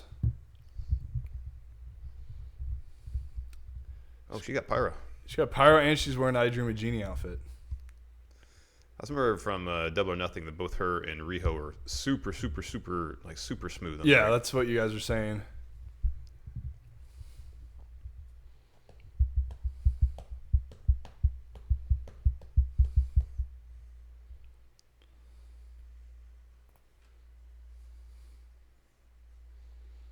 I don't know if this is true, but the rumor is that if for a lot of the girls that want to get into wrestling in Japan, they have to go through amateur wrestling first. Oh, wow. Because women's wrestling, the best women's wrestling for amateur wrestling is in Japan. Oh, okay. Which is, little random fact. They have the best like girls freestyle Olympic style wrestling in the whole world. Wow. Yeah. So a lot of these girls have to come from that. That's why like you can see their shoes. A lot of them wear like the amateur wrestling style shoes. Okay, see that? Yeah. Little clues here. Little clues here that a lot of people don't know. So all these girls have an amateur wrestling background. That's pretty cool. They at least go into pro wrestling training with the fundamentals of that's wrestling. The thing about like New Japan is that they teach you that style before you even go into, pro wrestling. How to learn how to shoot and grab a hold and, do that kind of stuff. Be strong technically before you start doing spots and stuff. It's a 2-on-1 match? I think this is a triple threat. Oh. They should make it 2-on-1.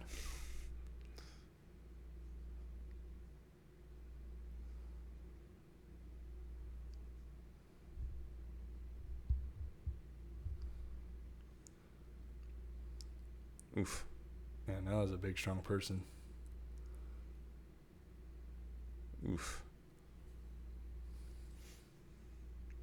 Oh, double splash. Ultimate Warrior style.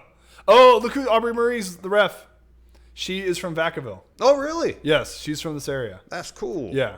She is a couple years older than me, but she lives in Washington right now. She was the one that did the dance bit with Sonny Kiss at the indie Yep, show, right? Yep. So she went. Awesome. So she's from Vacaville, but she's from this area. Mm-hmm. She moved to Seattle, Washington, to become a video game developer. Oh wow!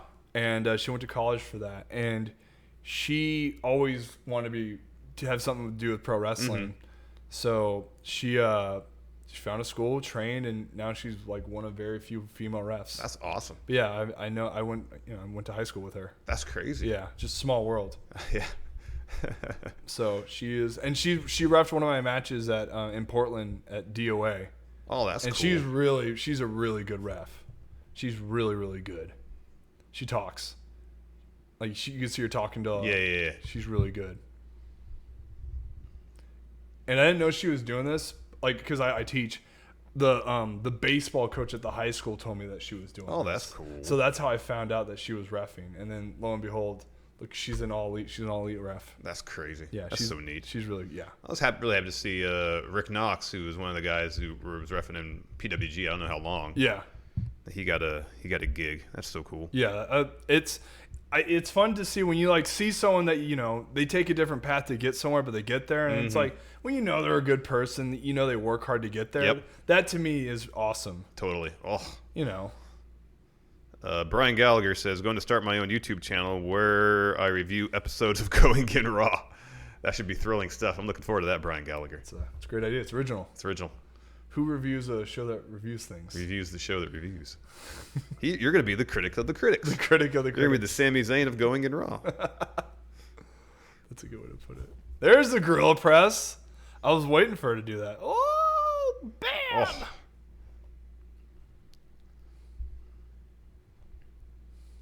Do Beals. No, Beal them around. Yeah. Do some Beals.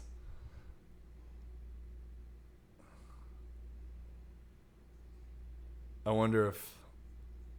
is Kylie Ray, she has a match? I thought she was supposed to take on Leva Bates, but I guess Wikipedia was wrong. They switched it to Allie, I guess. Or they switched it. Yeah. Because I thought that was going to be the case. Because they were setting up an angle at Double or Nothing in the backstage thing. Seemingly. Maybe Awesome Kong will make a distraction. God, that was incredible when she showed up. Gosh. Yeah, you guys were there. Yeah. Ooh, those are loose ropes. Yeah, because she's in That was awesome when she showed up. She's in Glow. Mm-hmm. As the I forget what she's called in Glow. Yeah, I don't remember the character's name. Something Mama. I can't remember. I still need to finish the first season, though. You haven't finished? I'm way behind. When I first saw Glow, I did not like it. And then I watched it again, and I really enjoyed it. Because then I kind of... I think I watched the first 3 or 4 episodes, and I liked it. And because the cast is great. Mark Maron's awesome. Yeah. Allison Brie's great. I don't know. I get distracted. I don't get a chance to watch a whole lot of television apart from wrestling. You guys can't. You guys are... We got to watch everything. I know, because you guys are busy here, and then by the time you guys are done here, you have to watch whatever at home. Yeah, this is a tough job, friendos. No, it's not tough. I mean, learn this in 2 weeks? I don't know how long it'll be able to last. It's a time-consuming job, maybe, but it's not a hard job. We're not digging ditches. Yeah, that beats. That's hard work. Digging ditches. Yeah, digging ditches.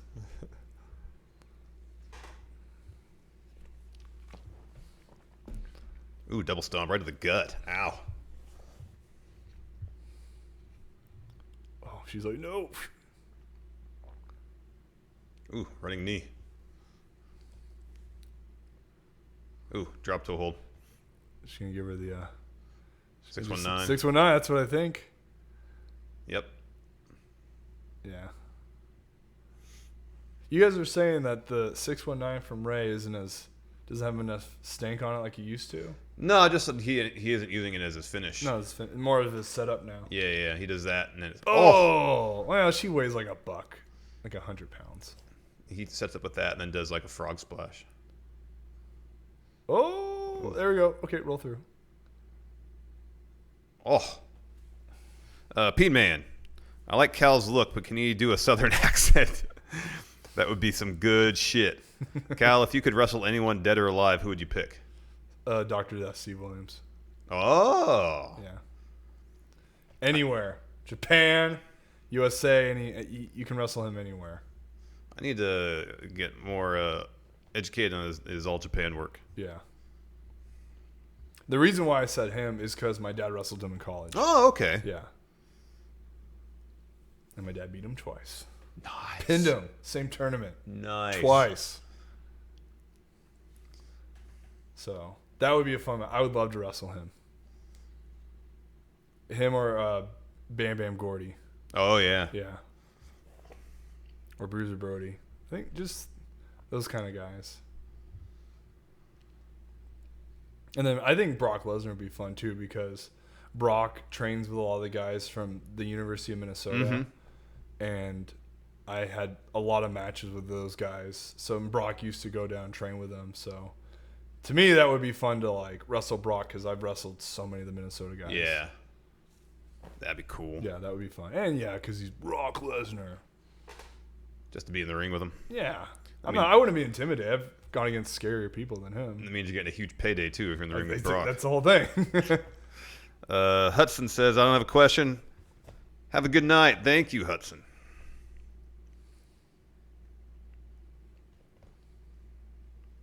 Did you watch the Dark Side of the Ring episode on Bruce Brody?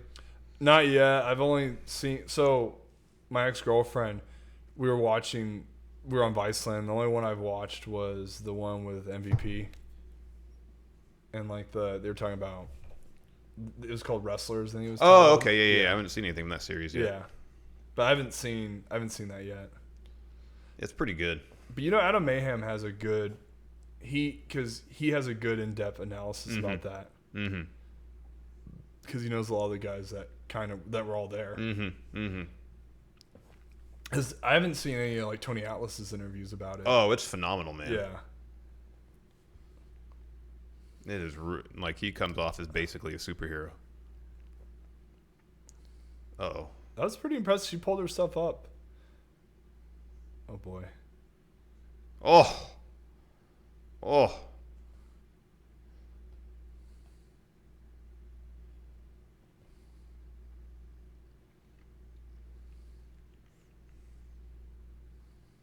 That's a hell of a move.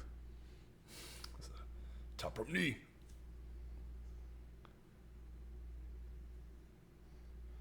Hey, it's Kyle from NXT. Is that who that is? I think it looks like him.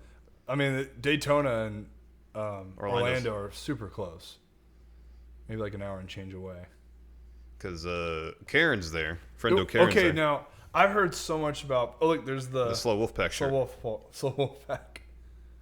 See, look, there's little sprinkles of going raw everywhere. Where's Karen? I've heard so much about... I wonder if I was there when Karen was there. I think she only started going to Full Sail the last couple 2-3 years. Okay, so I probably wasn't around when she was there. Oh. Because I'm always like, Karen, who's this Karen? I remember Iggy, or Izzy. Izzy, yeah. I remember Izzy. Hayden Chandler says, Steve looks great. That's great.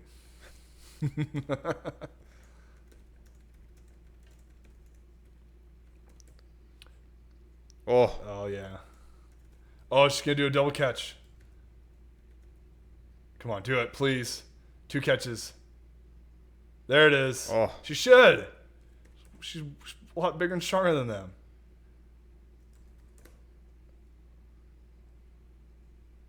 Oh. That was...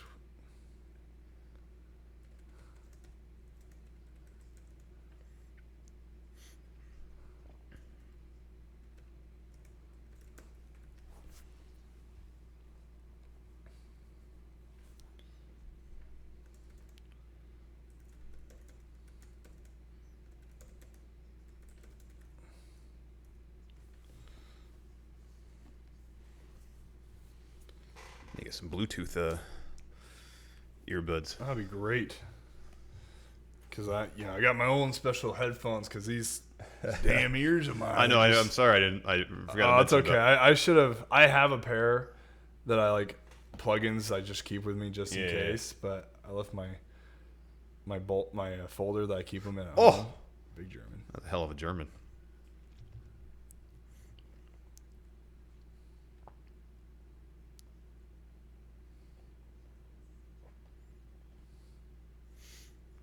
Oh, we're going to get a powerbomb on Riho there. She should do it. Oh, no, she's moving out. Oh. Just give her a sit out. Oh. 1, 2. Oh. Oh, here we go. Oh. No, broke it up. So, I wonder if this match, they were given their time. Should they have like 15, 20? Mm-hmm. I wonder if this is all them producing it or if they had someone help them out with it. Yeah, that's a good question. I don't know how, because creative stuff like that, yeah, it helps to have like an outside source kind of give you advice and ideas on how you want to do it. Yeah. That's the thing, like what's really helpful with producers. Is it more helping make ideas you may have work or giving you ideas for particular story beats for the match? Kind of everything, because Okay. you need it to be organized. Yeah. Because the whole thing with like indie matches, you can just kind of do whatever. Yeah. It doesn't make sense, but you want to have everything kind of flow and tell a story because it allows the commentators to put over what's going on, and you want to do something to where if someone does a maneuver, this person counters it, but then when he does the same maneuver again, he counters the counter. Yeah. And it gives the commentators to kind of tell that story. Mm-hmm. So this one's pretty, they have 2 little people take on obviously a bigger opponent, and they're just going to try to outsmart the bigger opponent and then outsmart each other at the same time. Oh, that was cool. Wow. That was a cool cover. She got stacked.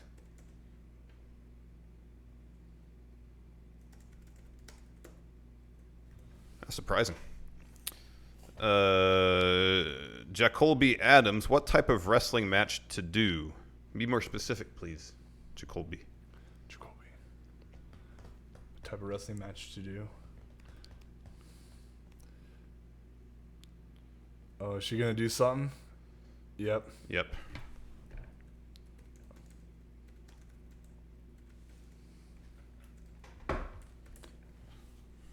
Do another sit out. Oh, she's going to say her friend. Uh-oh. Double drop kick. Ew.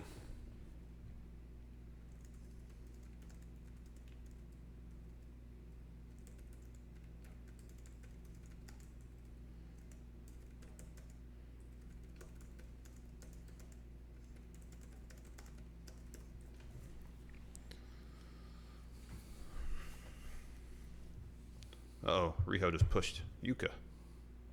It's like I got this one on my own.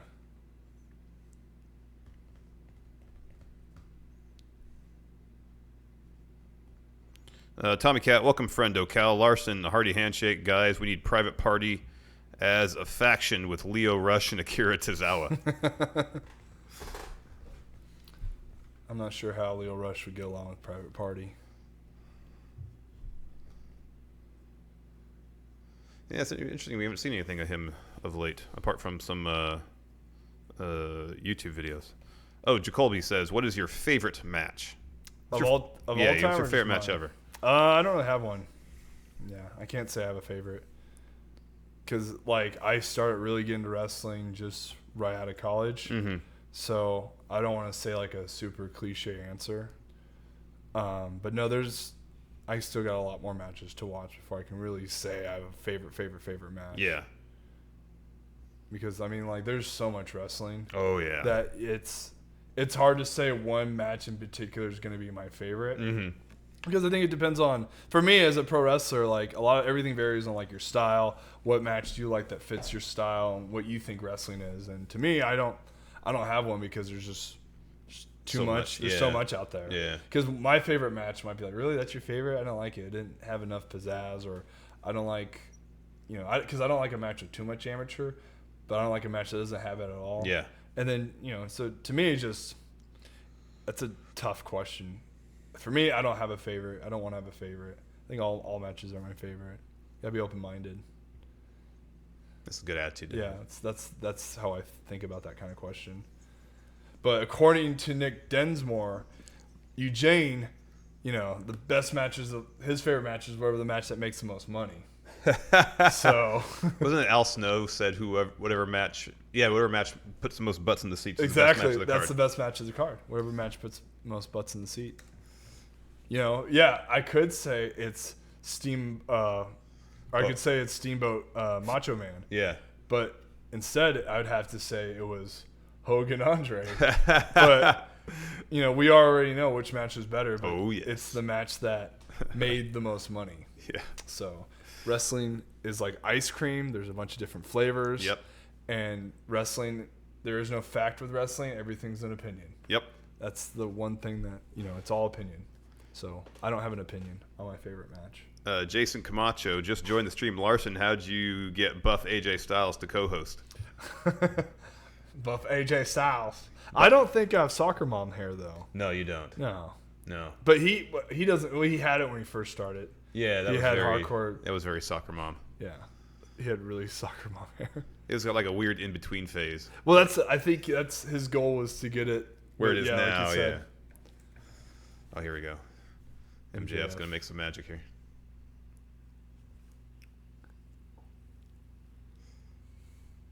Noah doesn't like him.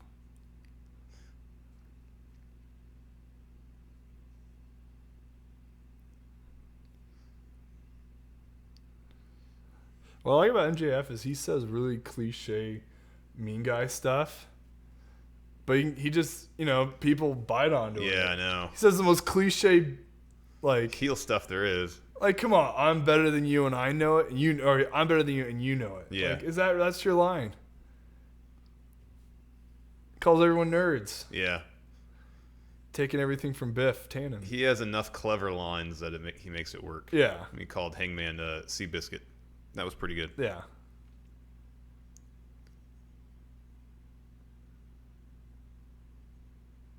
I'm gonna drink my beer. My schlub. Oh no! Slow Wolfpack. Slow Pecker.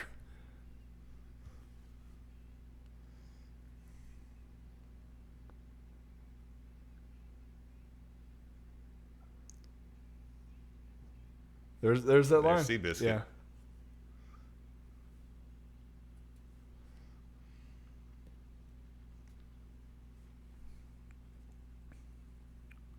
He called Jungle Boy Dollar Store Tarzan. I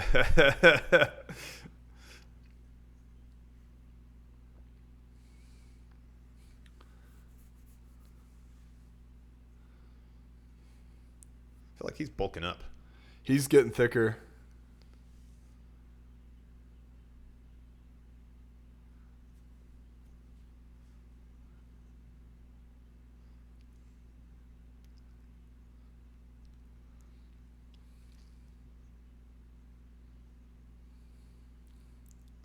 That's awesome. That's pretty funny.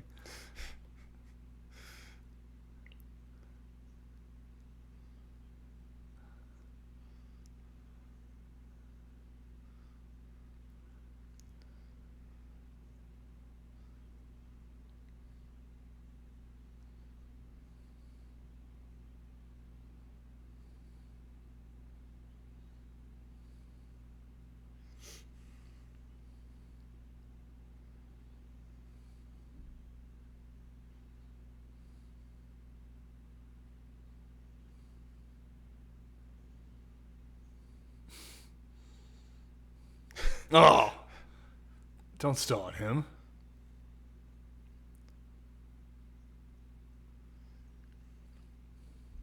Hudson asks, did you wrestle in college? I did. Wrestled at Oregon State. You didn't just wrestle. You were a champion? Yeah. I won Pac-12s twice. There you go. The conference. And That's conference champion. I was conference champ twice. Twice. I was All-American. Not just a wrestler, a championship wrestler. Yeah, championship material. Was Luchasaurus in Performance Center when you were there? Yep. Okay. Yep. I know Judas very well. I remember when he was on. My wife's a huge Big Brother fan. Yeah. And so that was my first exposure to him. He's got a pointy nose. You wouldn't know it because he's got that mask on. He's a tall dude. Yeah.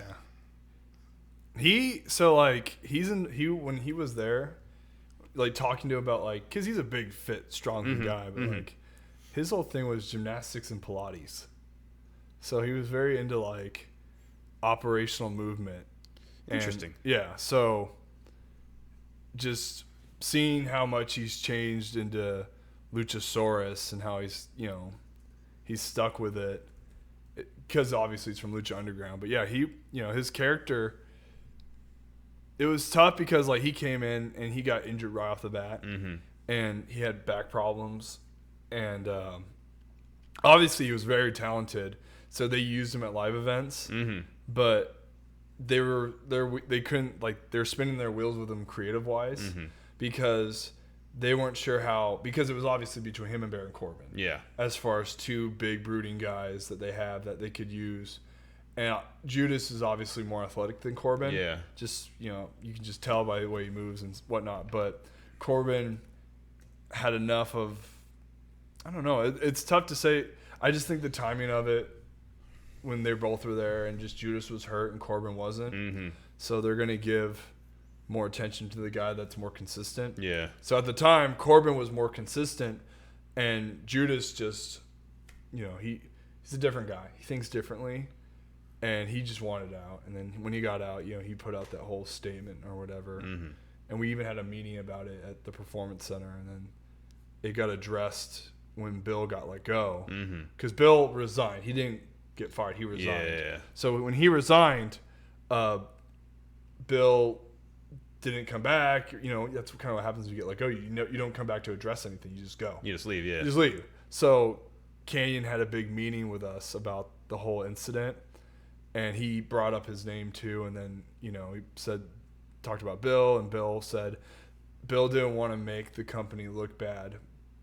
So he felt it was in his best interest to leave. And then Mojo made like a really good point. When I was talking to Mojo about it, and Mojo said that Bill probably had like, I forget what the statement was, but something about he had a golden parachute. So even though he got let go, it's not like he's gonna have a hard landing. Yeah. So, I mean, it was pretty crazy, but yeah, I was there when Judas was there, and he was rocking like the pants, but he had one pant leg that was cut off. Oh, okay. He had a big tree tattoo. Oh, okay. So he was doing that, and then another gimmick he was trying was like a hippie's Pilates yoga teacher. So he went from being like this heavy metal guy to a hippie's Pilates teacher to being Luchasaurus. That's crazy. Yeah. Well, good for him. Yeah. And, he found his thing, and that's it all worked out in the end, Well, it seems to be the thing that if, in wrestling, if you find your character, and it connects with you and it connects with the crowd, then you're onto something. Yeah. Because, like, you want your gimmick, you want to have a gimmick that stands out, but eventually your gimmick that you're portraying is just going to be you. Yeah. That's what, An extension of your natural personality, yeah. And it's hard to try to find your way to get to that point. Yeah. I'm sure it's one of those things that's not something that you can just kind of be given and hope it works, Yeah. Oh no, we're buffering. Yeah, that's the thing, because a lot of guys are given stuff, and it's like, well, this is what you get. See what you can work with. Yeah. And then a lot of time, guys they can just be themselves, and that's like when the interesting things about the whole Moxley thing on Talk is Jericho, talking about how Vince was saying, well, this is who you are. Oh, yeah. Like him telling talents who they are as characters, you know? Well, that's like you guys brought it up on your show. You're like, Vince says, this is who you are, but then you see like Triple H with Damian Priest. Yeah, this is your character, but we want to see what you are. Yeah. You know, more so than like the character. Yep. And that's hard to figure out, especially with guys that, you know, like me, I'd never pro wrestled before, so I, you know, trying to think of a character or gimmick, it's hard to like find that, you know, what am I, who am I, what am I supposed to be? Because you can pitch a bunch of ideas and say, well, we've already had that. Yeah. So, you know, it's hard to find that kind of like, what's your shtick? But also something that hasn't been done already. What hasn't been done already. But everything's been done. Yeah. But yourself hasn't been done. That's the way I like to think of it. Yeah. Oh, Hangman's got the rock tape all over his hamstring. Did they ever say how he hurt his knee? Mm-mm. Oh. Boom. Oh, they got padding. That was fine. That's why I'm curious about like what the character for you know Jack Perry or Jungle Boy. Yeah. You know, I've been on plenty of shows with him, and you know, he's, you know, you look at him, he's got charisma and just, you know, none of it really has to do with his dad or anything, just who he is. Yeah. And I'm sure his dad helped though, for sure. But you know, he did the Talk is Jericho podcast, and he was talking about how he tried to hide that for the longest time. Oh, that whose dad was? Yeah. Yeah. Because he didn't want that to be, you know, be who he is and what he is. Yeah, totally. No, I get that. I feel like MJS put on like 20 pounds since he's gotten big. All In last Yeah. night. I saw a video on he put it on Twitter where he was benching 3 plates. Oh, 315. 315. Yeah, that's right. That's pretty good. That was a hell of a move. Was he doing one rep or was he doing like He did a multiple? couple. Did a couple. Did a few, yeah. Yeah. His legs are getting thick. Because did they ever announce like what his actual weight is? No, the only like it'd probably say something on Wikipedia or something, but I don't know how current it would He be. probably weighs 205 or 210. Mm-hmm. But I'm sure he was like 190. Yeah. At All In. Yeah, he seemed like he was way thinner. Yeah. Tommy Cat, Hangman Page looks like if Dolph Ziggler dressed up as Stone Cold for Halloween. Not a fan. The talent in this match is A+. All right, Tommy Cat. There you go.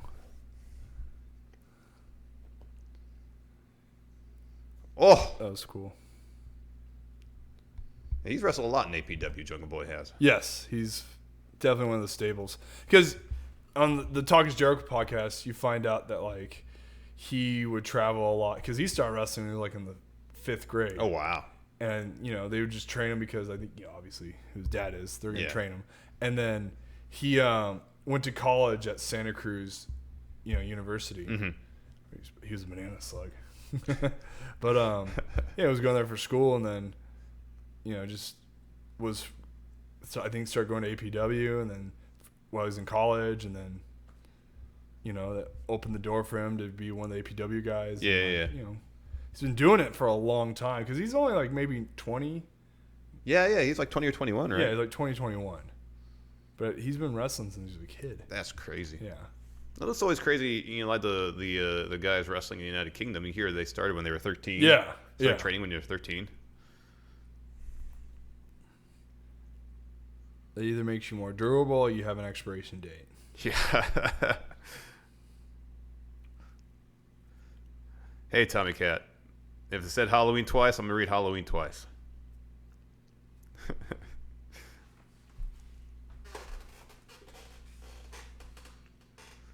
I thought you were just trying to make a special emphasis on Halloween.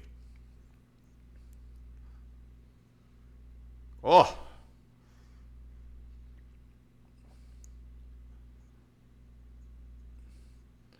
Oh, he landed right on his head. Oh!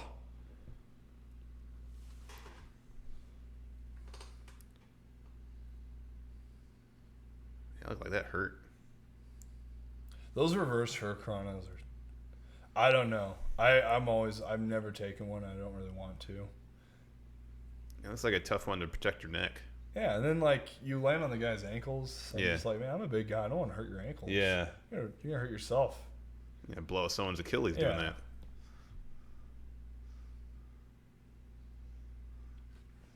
It's probably the first time Jimmy Havoc's been dropped on his head violently, though. Yeah. No, I mean, exactly. It was when after Double or Nothing. We were hanging around the MGM, and we found like off the MGM Grand. There's these I guess they're like condos, but my understanding is that they kind of treat them like Airbnbs. Yeah. So essentially, they're just like kind of like fancier hotel rooms. Yeah. And we found this little lounge that was just kind of adjacent to there. We stopped in there to have a beer and hang out a bit before going to the after party. And within the span of, I don't know, like a half hour, there was Jimmy Havoc and MJF having a beer together. Nice. JR was in there. Yeah. Drinking some tea or coffee. Sure. And then, we saw someone else. So evidently everybody was staying at those towers. And everybody's like walking by and it's like, oh, this place, there's no one in here. I'm going to go in here and have a drink and not be bothered by anybody. Yeah. Shit, who else is in there? Anyways. So that they were just hanging out in there. Yeah, there's because people nobody hanging else out. is there.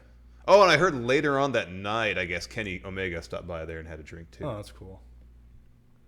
Probably didn't have a drink. Probably had like Probably like tea or something. I Like don't that. think I don't think he drinks. alcohol. Yeah. But it was like a room maybe the size of this office. And they're just like, hey, what's up? Well, they were hanging by the bar, and MJF and Jimmy Havoc were chatting, and then JR was talking to somebody I didn't recognize, so it might have been someone who worked for AEW. Oh, okay. But just that quarter, like we saw all the Strong Hearts guys walk You're like, by. why do we even go to the show? We can just see I them all know. here. We can just see everybody here. I was putting the sharpshooter on him. The highlight, though, was seeing Glacier walk around a bunch. That's awesome.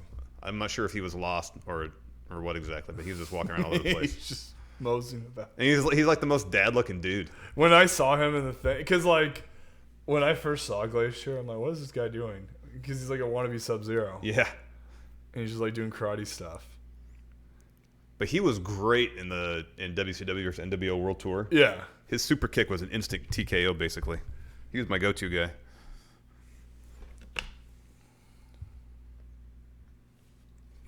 It was just hilarious. Just walking around like a dad with his, I don't think he's wearing jean shorts, but like his khaki shorts and his polo shirt. Probably some flip-flops. It was great. Oof.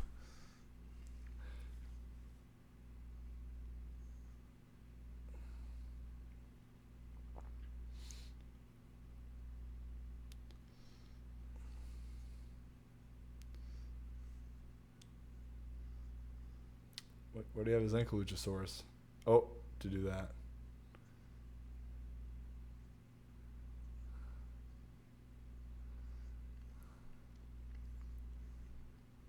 They'll make a good tag team.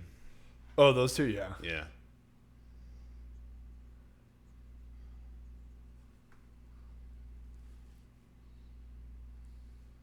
It's like, hey, we got a beer together. Oh, who? Oh, those two guys. Oh, yeah, Just yeah, at the little Hey. lounge. It's like, hey, we're cool, I right? thought we're friends. No. Wonder what kind of beer. MGF probably drinks like some kind of martini drink. Yeah, I think he actually had a drink. Jimmy Havoc had a beer. Yeah, Jimmy Havoc did. He looks like a beer guy.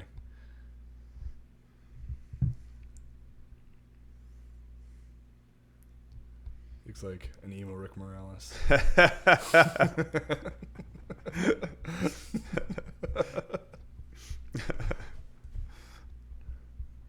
Beefy45 asks, where is the Cal Jack merch? Gotta go to prowrestlingtees.com/Kaljak, KLJAK. No C's because we're not average, friendos. Dude, that's great. There you go.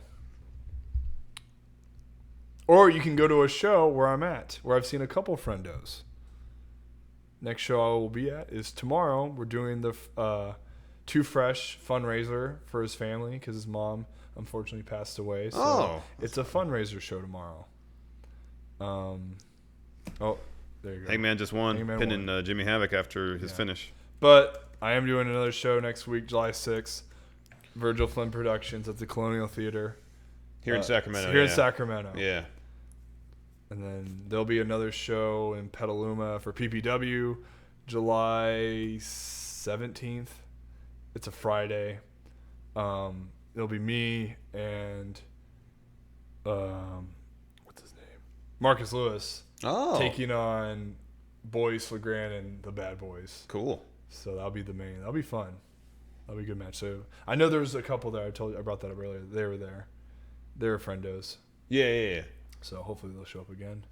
That was crazy. That was crazy. It was a great sunset flip powerbomb type deal. Ow.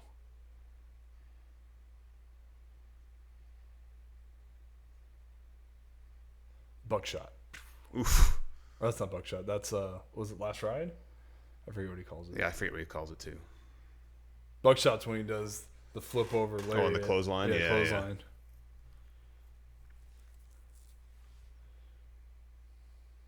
Oh, I think they said Deadeye. He was called Deadeye. Oh, okay. I could look on Cage Match or whatever and look that up. But No, a real finisher is when you gut wrench somebody and you hit him with a knee. yeah. Like a GTS or something But with a like gut that. wrench. But it's a gut wrench, though. I remember the first time he did that. I almost lost my shit. I think the first time he did it to Adam Mayhem. It might. Or the first time I saw you. Yeah. We did as a falsie. And you did that, and both Steve and I was like, oh my God, what is that? Yeah. Like you decapitated Adam Mayhem. I'd like to say I invented that move, but I had to put it on a platform where everyone can see it. Just got to find that platform. Yes. Still looking. It's hard to find those platforms in NorCal.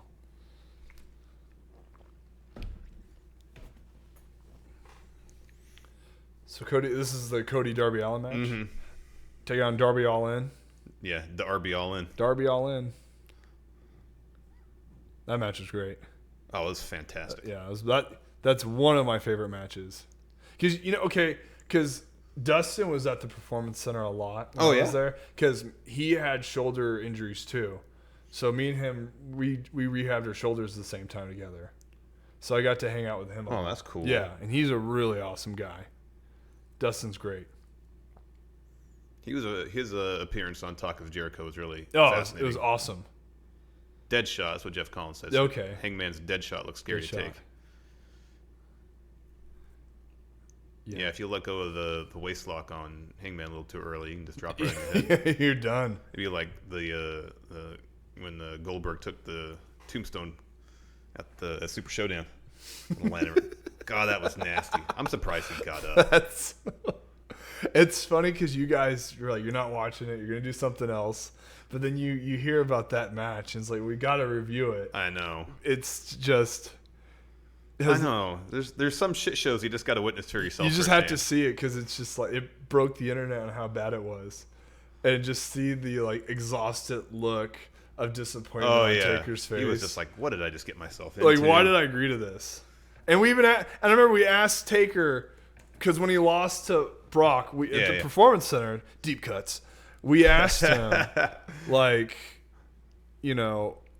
if he's happy with he did with everything he's done, and he goes, well, I could say I've made a comfortable living. I can say I've saved enough money in my bank to where I don't really have to worry about doing this anymore. Lies, you lied, Taker. Oh my goodness, liar. He lied to us because he does, and I think it's because he has he had 2 kids with another marriage with Sarah, and now he's got a daughter with Michelle McCool. So it's like he has to work to put those kids in college. Maybe, yeah. That's because I'm sure they live pretty comfortably. Yeah, they live in Austin, right? Yeah. So he's got a giant house there. He probably paid $500,000 for. And that's another thing. Corbin lives in Taker's old house. Really? Yeah. So Corbin lives in Taker's old house. That's interesting. Yeah. I had no idea. Mm-hmm. So he's got living in Taker's old house, rolling around in Tampa in his Ferrari. Probably. You know what, Corbin? I want you to have my old house. I'm going to move. I see this fine collection of human skulls you have. Geez, great. Better place than my old house. What is this? I'm the Undertaker, but I'm literally not into this kind of stuff. You're not. You collect skulls. You, son, are living your gimmick. Was he the manager or was he a Raw? Oh, the general manager of Raw. Yeah. The general manager of Raw collecting skulls. You're right, Patrick Sparks. He says with Darby Allin, no skateboard. What is this? No skateboard with a bunch of nails on it. No, like Darby Allin used to do like he used to be a skater. Like I've seen him. He did a hardcore match. Oh, okay. He had a skateboard with a bunch of nails on the other end of it, and he did like an ollie, or like he jumped off something and he hit somebody in the back of it. Oh, that's crazy. Yeah. I'm curious about Darby Allin because he's done some shows in the Bay Area. Mm-hmm. My Steven Tesario did a match with him for West Coast Pro, and just he said it was good, but like, you know, Darby. I'm just curious about Darby Allin, who trained him on. He does great cinematography stuff for his promos, and I think him doing that, and then him obviously being so athletic and talented, and Defy got him noticed. Yeah. You know, it's all it takes is how do you get noticed and how you get, you know, viral. That's how this day and age. Yeah.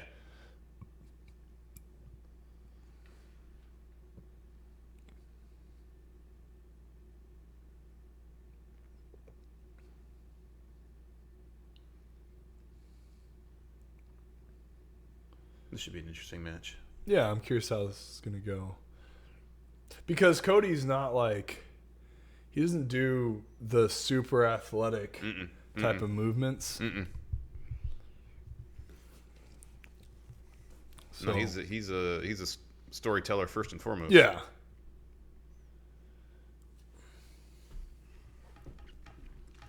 Hey, you know, and look, Aubrey Marie, you know how I guarantee she's refed hundreds of Darby Allin matches. Oh yeah, in the Pacific Northwest. Because they're both from the same area. They both live in Washington. So it's a little deep cut for all you friendos.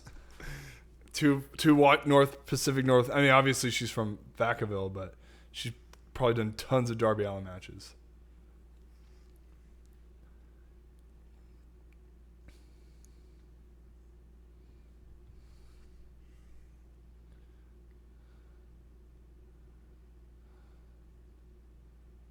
I was kind of surprised that he signed with All Elite as opposed to WWE, given that he's in Evolve for a while and WWE's close relationship with Evolve.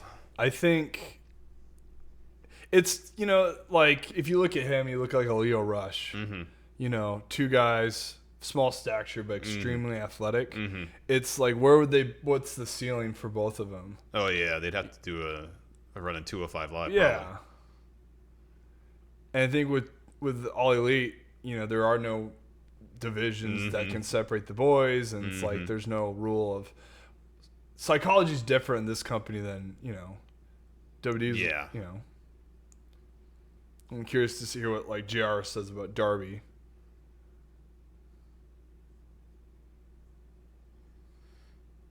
Oh, Stephen Kelly says Undertaker also has to pay for Michelle's Lady Jim. Lady Jim. I gotta start giving bell syncs. I'm sorry, everybody. That's usually one of the things that Steve does. What? Give bell syncs so people know watching live. Oh, okay. Syncing up with us. I gotta do that. I gotta pay attention to that.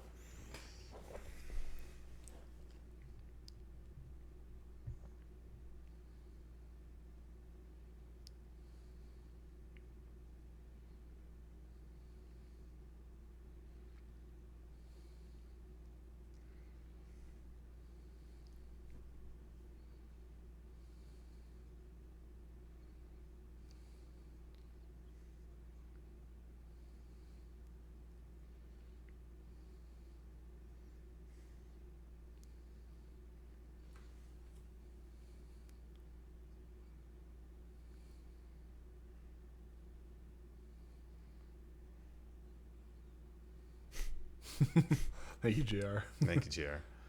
There we go. Little shot. He's gonna. Nope. To the ropes. To the ropes. Didn't treetop it. Come on, Cody. You're two-time Georgia State champ. Thank you. There you go. Head and arm. Or headlock takeover.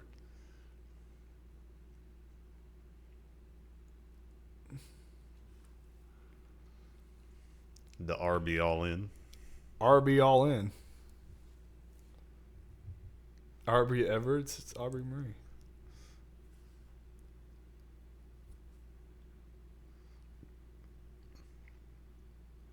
Dueling Darby Allin and Cody Rhodes chants.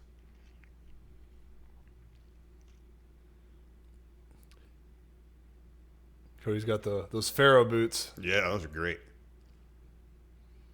There it is. That's his big like float over arm drag. Got some good air on that too. Yeah.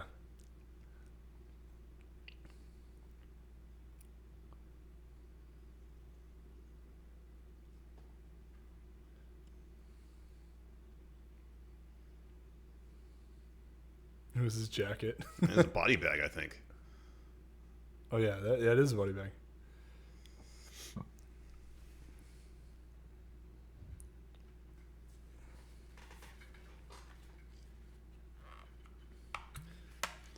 Gotta take a swig of water. I like. Apparently, I think JR is his only grunge point of reference is Kurt Cobain. Oh really? He Because just of the mentioned- whole grunge in Seattle. Yeah. I don't know if that's what kind of message I get from Darby Allin. He's got the Jack Skeleton makeup. Yeah. It's more. More Nightmare Before Christmas kind of influence. It's more like Misfits goth Yeah. type stuff. Yeah. If he was to be more Kurt Cobain, he should have longer hair and wear flannel. Wearing cardigans and flannel. Yeah.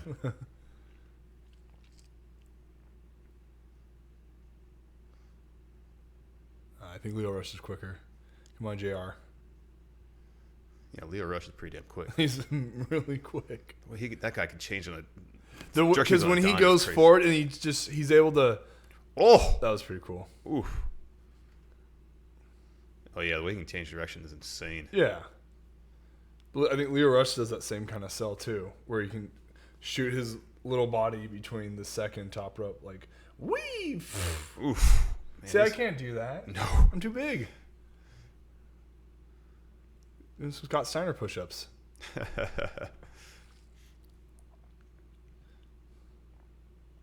No, he didn't kiss the ring.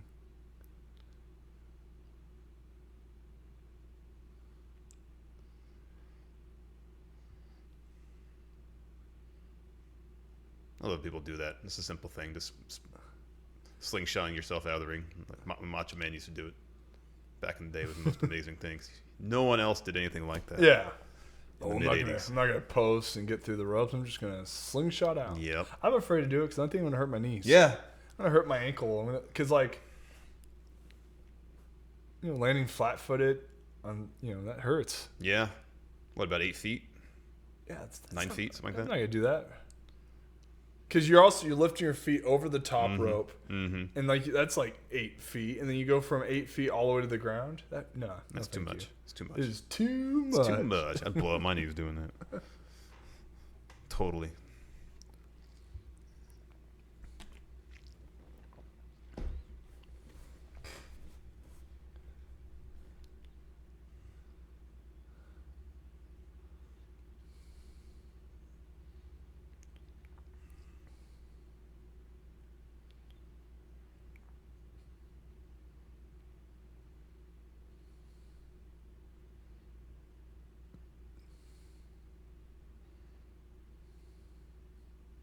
Oof. He's flexible, man. Yeah, he is. Jeez. This is a hell of a sell, too. Like he just got, shot in the back. Yeah.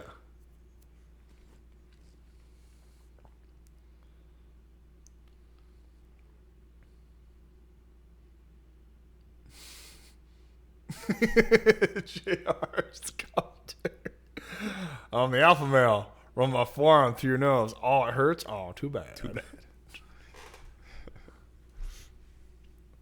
It's like, JR, do you have experience of being the alpha male? No, sir. No, I do not. Boomer Sooner. Boomer Sooner. Watch my Sooners play.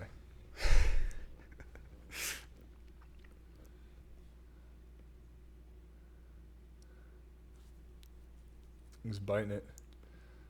Biting it because it's so painful. He's got to bite the rope. But also, he's a little crazy. And he's crazy.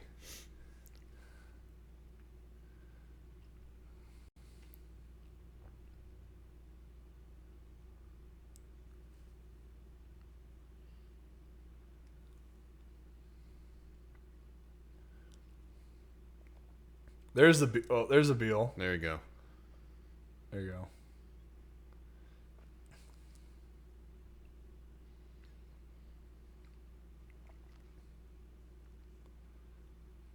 I like Cody with his bleach hair because it reminds me of like an 80s villain. Oh, totally. He looks like an 80s action movie villain. 80s action movie villain. That's all I always think of Keanu Reeves. He really wants to be Robert Davi. Yeah. He's cringy, man. He's so cringy. He was cringy when I was there, and he's cringy now.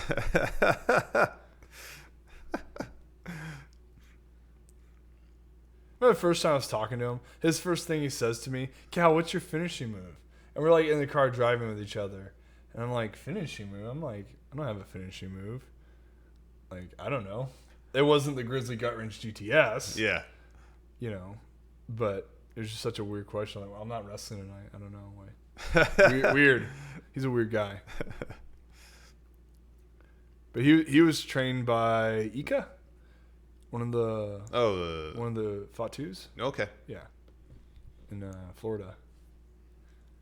I know they always make a point of saying on NXT that he's trained with Don Morocco, I think too. Oh, I don't know about that. That could just be kayfabe. Yeah. He was trained by The Rock. I know. Morocco.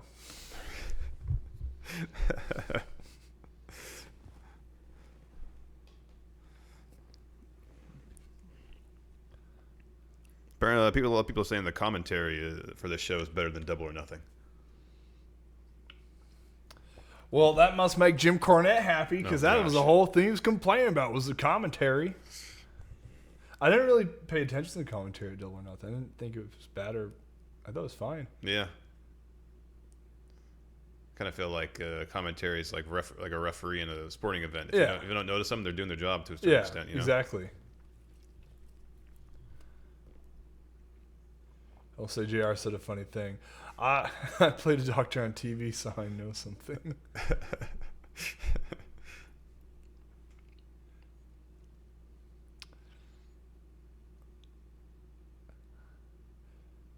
The only thing that bugging me is that I would figure the ref would push back the body bag unless they have a planned spot with it. Mm-hmm. You know? Because it's a slipping hazard, right? Yeah, it's just, and like, a lot of the time when you have stuff that sticks out that far in the corner, it's up to the guys to like position themselves away from that area. Mm-hmm. But the thing is, there's cameras everywhere, and that's facing hard cam side. So a lot of the times, guys, when they go over things, they like to position themselves where the camera is and what kind of moment they want to hit. So like right now, he's selling. He can't exactly sell in that corner. Yeah. Because that's where that thing is. So now he has to, attention to it too. Little things. Little storytelling. Yeah. So like he almost went into it, but yeah, now he's in that corner. So they're gonna do something with it. Oof. Good overhand chop there. Look at Dasha. That's great. That is awesome. See, he keeps selling away from that corner because he doesn't want to be where it is.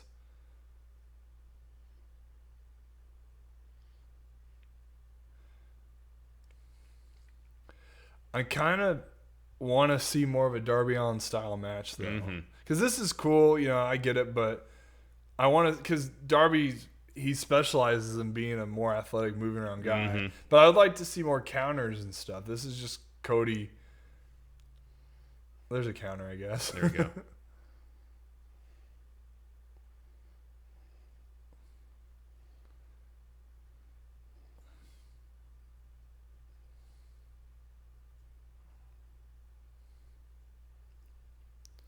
Philly Flexer asks, can Cal Jack do an AJ Styles impression?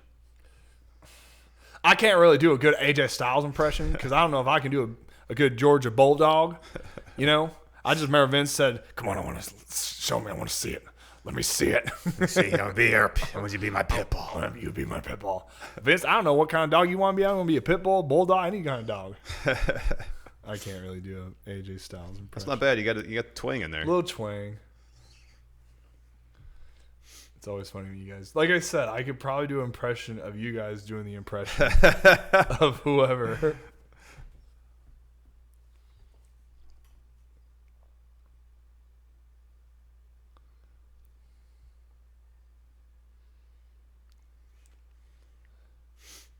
You know, it's like Luke Harper asking him to learn how to do a Southern accent. I mean, he could have probably went to like a speech pathologist or something to like work on trying to get that twang. But they give him the old Emelina treatment. Yep. You can't betray that role, then we don't got nothing for you. It's not as if there's actual. Here we go. Here, come on, do something cool. It's a dive. There are actual wrestlers on the roster who actually do speak with the Southern accent, or from the South, who are at least completely familiar with it. That if they had to, they might have a better chance to do it rather than somebody from upstate New York. Yeah, exactly. I wonder, but like, that was his idea with Harper. But why Rowan with Daniel Bryan as far as like being an environmentalist? Like, you look at Harper's more of a leaner, skinnier guy. I think he probably goes more off of a vegan diet. Yeah. Because you can't be that husky and be. I'm learning that right now with the keto diet. Damn it! You can't be that big and eat all vegetables. That doesn't make any sense. And like, Rowan's notorious for his farts, so he obviously isn't helping the environment. Wow, Cody with a suicide dive. That's kind of cool. On a little guy too. Dangerous. Ty Jordan, in the AEW kayfabe universe, is Cody a heel or... Cody says there's no heel or faces anymore. He's the Triple H of AEW. Cody is just Cody. Yeah, he's just Cody. Like Taker, not Taker, but is Triple H a heel or a bad guy in NXT? No, he's just Triple H. He's just Triple H.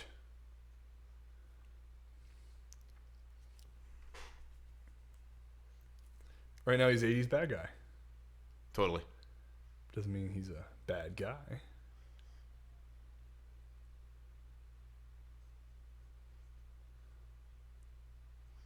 Oof.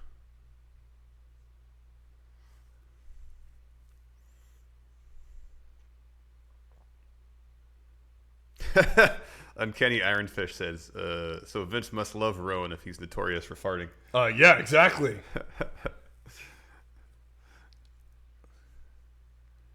It's pretty incredible that Vince has seemingly the sense of humor of a 7-year-old. That's good shit. That fart is some good shit. That fart is good shit. Oh, yeah. You can smell the protein. Protein farts. That's a complex carbohydrate fart if I ever smelled one. Have you been eating some beans, Rowan?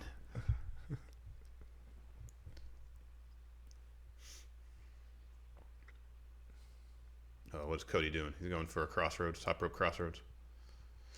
Ooh. Oof.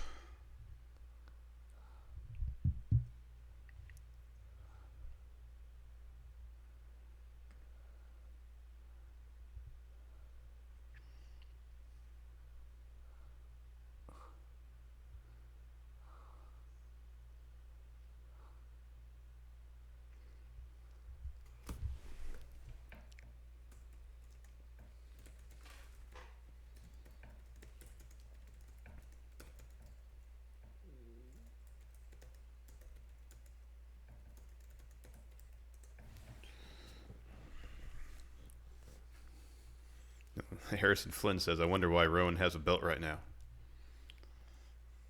Oh, yeah, it's leather. It's true. I know, they haven't done the sustainable tag titles yet. Yeah, it's like the Yellow County belts are cardboard. That's more there you go. I know. biodegradable than anything. John Goings, Steve, have you been hitting the weight stack? A little bit. A little bit.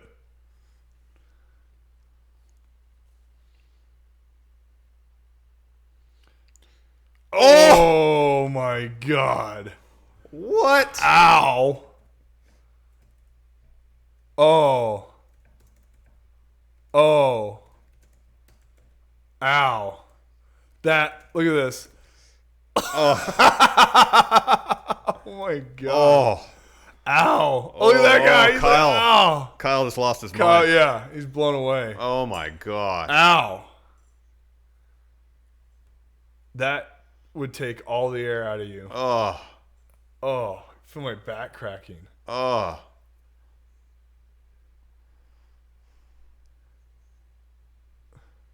There it is. Okay. All right, we got our body bag spot. There's the body bag spot. Yeah.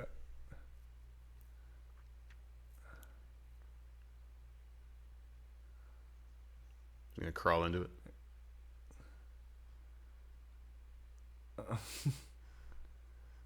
He's going to tuck him in like it's a blanket.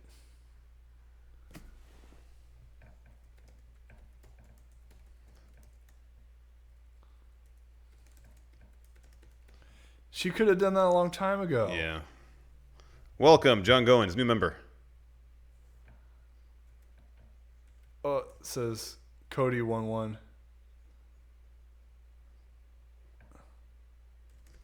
Well, how do you know he could be belly? Okay, now they take him out. He's gonna kick out though. That was his 1, 2. Yeah.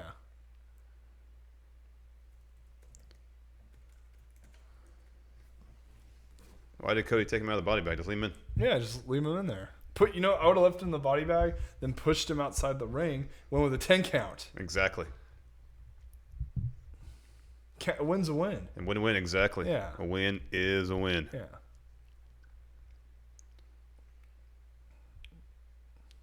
It's not a painter, right? It's a Jackknife cover. jackknife cover. What is this? Is it no DQ? I guess it is now. They did not explain the rules?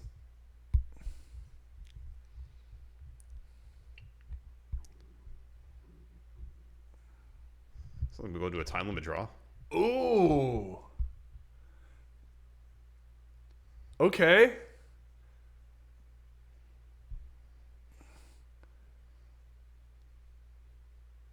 Oh, that was kind of cool. A little stunner.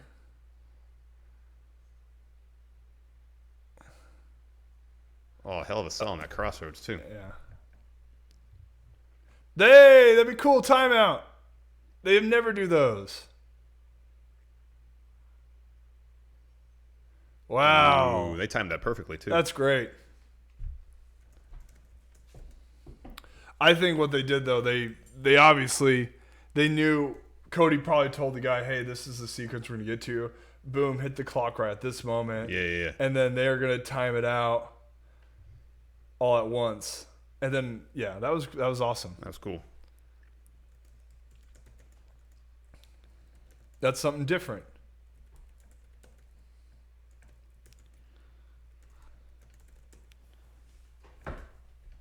Darby all in. The RB all in.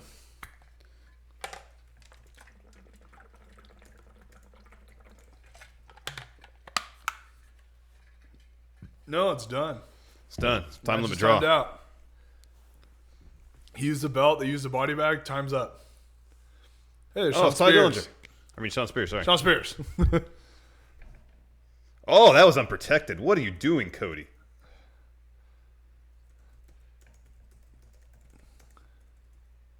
He was at APW the other night. I wasn't there, though. It looks like he's put on some muscle, too. No, he's gotten big.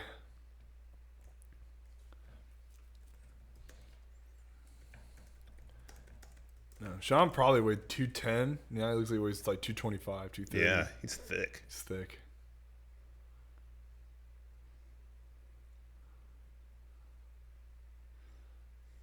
I will say I always appreciate when you guys would review stuff. And when he was Ty Dillinger, you'd always say, man, you give him the benefit of the doubt. Yeah. And Steve would just, he's got color. But you at least felt like, you want to see the payoff with Sean winning the NXT title. Yeah. Why is, okay. So they're in cahoots. Yeah. So that means he's got to be a bad guy. Kind of. But then there's Brandon Cutler and SCU. Yeah, yeah. They're not bad guys, are they?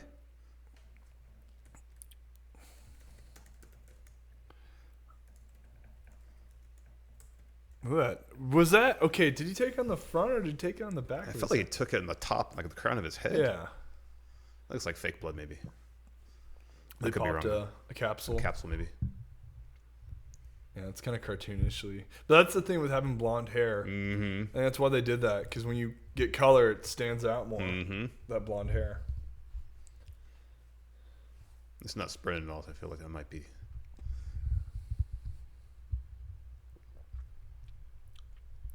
It's clever. You touch your head and you touch your face, and it makes it.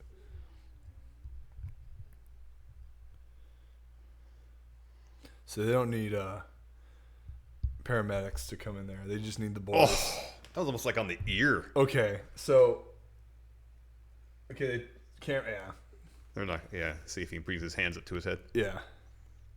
They would have If it was shoot, they would have had Someone out there. someone out there. I'm just shocked they Here didn't. you go. Okay, I'm just shocked they did unprotected headshot. They don't do that anymore. no. Oof.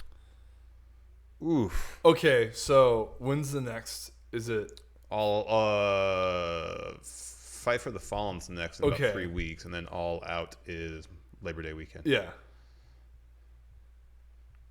So that's got to be the next after. Well, he's got a match. He and Duster team up against the Young Bucks at Fight for the Fallen. Yeah. Oh. If I was Sean, I would have been Oh, Dean. Dean Malenko. Yeah. Oh, there he is.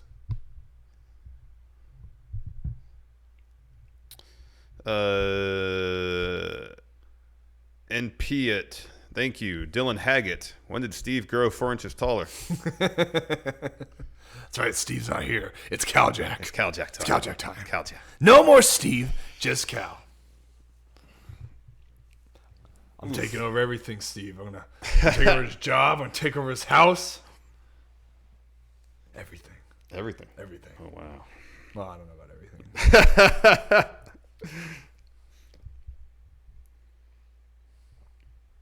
Is Steve still on the thing, or is he not there? Oh, no, he's not here. He's probably packing or something. Yeah.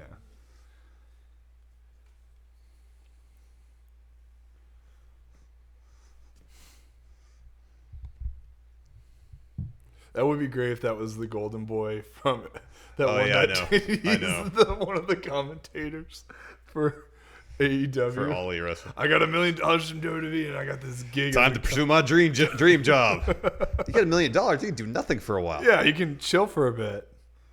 He's like, no, I spent all my money in practicing being a play-by-play guy. Be one of the color commentators. Talking Excalibur. Oh, JR just said beat your ass. Talking about Fight for the Fallen. Oh, there you go.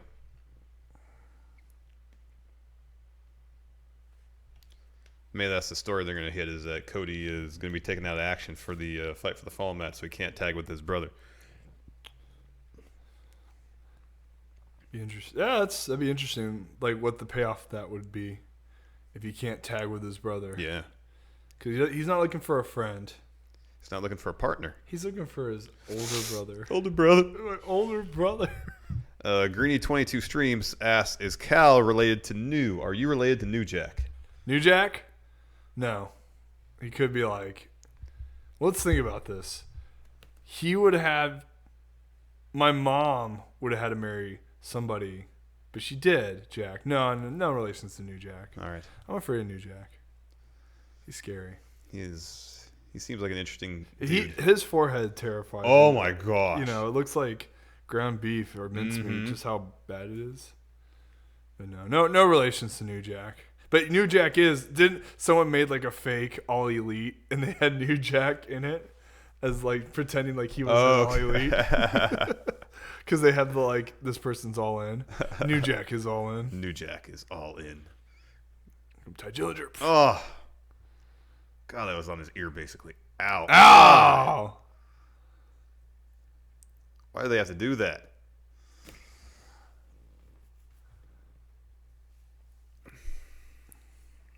They don't have Dr. Amen there to tell them no headshots. I know. No Doc Amen. Dr. Eamon. Take a Z-Pack. Yep, take Z-Pack. Hey, Doc Amen put my shoulder back in place. Oh, really? Yeah. So when all that went down, I'm like, man, that's kind of random. The dude put my shoulder back in place. He didn't tell me to get a Z-Pack or anything. He was just randomly there when I dislocated That's it. crazy. And he helped. He put a towel, because the way it was dislocated downward. So you had to pull back down and then reconnect. So they put a towel right between my arm, and they had one person hold it right here, and then they had him grab my arm, and it hurt like a mother, but then right when it went back in place, it didn't hurt at all. That's crazy. So Doc Amen put my shoulder back in place. But I don't think he would have said do headshots. No. I don't know much about the Laredo kid. Laredo kid? Laredo yeah, kid. He's in AAA. He's good. Okay. Is he like Dr. Wagner? Oh, Dr. Wagner's the best. The absolute best voice of anybody on this entire planet. This is going by pretty quickly. It is. This will probably be over by. That'll be over by 8. Yeah. Only 2 matches left, I think. Wow. Oh, I thought Pentagon and Phoenix were gonna wrestle in like normal like street clothes. It's like the snowsuits they look like. Yeah, they got the candy skull mask. Everyone loves doing those front nip ups. It's a thing. Yeah. I can do a front nip up. Everyone loves doing them. So you're trying to say it's not that impressive? No, it's not. All right. Not to downplay your impressive my athletic athleticism. ability, but if I can do it, that's like I watched Puma King. Yeah. That's the entire match. That's all he did with front nip. I mean, obviously, he did a lot of cool lucha stuff. Yeah. Lucha things. But he did a lot of front nip ups. And, look at Pentagon. Looks like he lost a lot of weight. Yeah, he is looking a bit trimmer. He looks thin. He's trying to get TV ready. Yeah, he looks thin. Yeah, front nip ups, not a fan. Everyone can do them. Or front kip ups, or how they pronounce them. Guarantee I can't do one. I don't know. The spring in the ring, little momentum. Oh, okay. No, I probably still couldn't do it. Okay, wow. I'm classically trained. There you go. To learn how to do them. Give me another year at the gym, maybe I can. You could, yeah, I can see it. Let's get Steve to do it. That I want to see. Get Steve to do it. Here we go. Oh, they're feeding on hood slams, Ryu and Ken. Because I was T-Hawk. No. No, if it's do you see that guy run? That's Kenny. Oh, it's Kenny. Yeah.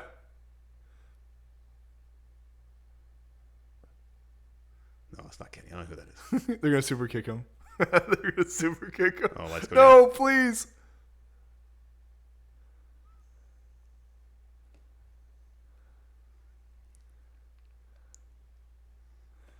Oh, is that just some rando? This is some Street Fighter character. No, the guy that ran out there. I think so. No. Yeah, I thought they were going to super kick him too. They should have. Maybe Kenny will drop him with a V trigger on the stage. If they have it to where the guy is like freaking out with Kenny there and then they drop him, then I think that's brilliant. Because now I'm like, oh, is that a real actual? Yeah, it was. Okay, that's awesome. Because now he's Akuma. That's cool. He's got the Akuma hair. Okay. He stopped that guy. That's pretty funny.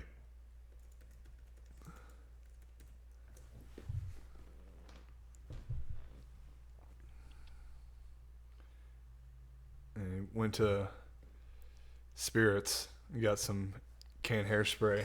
Yeah. Or went to Party City. Party City, yeah. Went to Party City and got that done. And then he's like, what? While you're at it, make this symbol on my back. Yep. Know who I am? I'm Akuma. I am Akuma. I am Akuma. Harrison Flynn, what is your count-out episode idea? Give it to me. They did a good job with that hairspray. They didn't get a hold on his forehead. It's a pretty clean line. Yeah, not bad.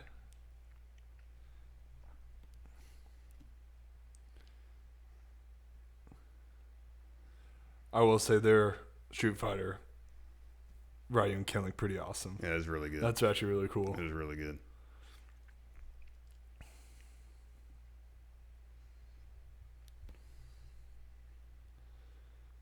Only Kenny could have gone more Akuma. He's just wearing his regular pants. Yeah, he could have got custom gear. He didn't get his Akuma'd up. But it's his show, isn't it? Like yeah.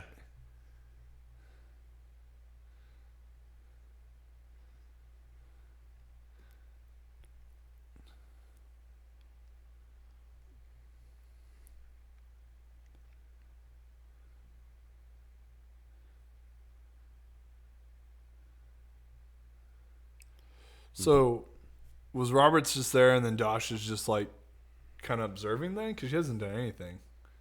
Yeah, I don't know. It's interesting.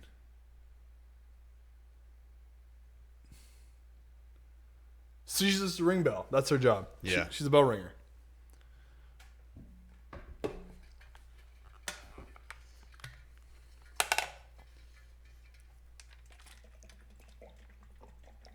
Bloodiest matches in pro wrestling. I think we did that before. I think we've done that once. What's that? A count out or a top 10 list on the bloodiest matches in pro wrestling. Oh, yeah. We did it a while ago. I remember you guys doing that. So we had JBL and Eddie. And what else we have in there? We had several on there. We had 10 of them, in fact. Mm-hmm. They're all very bloody, too.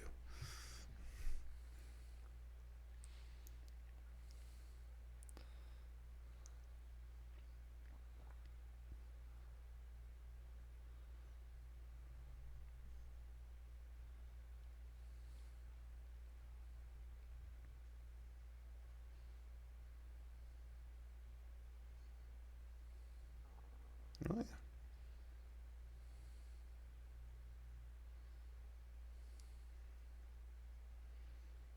There you go, Excalibur giving a shout out to PWG. Mm-hmm. PWG. That was a good match. 10 best in-ring stories. Interesting. That's really hard to do. Yeah, that's all subjective.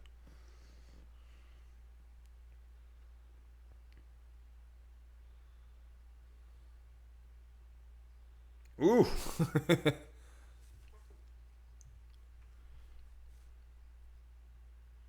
That pissed you off.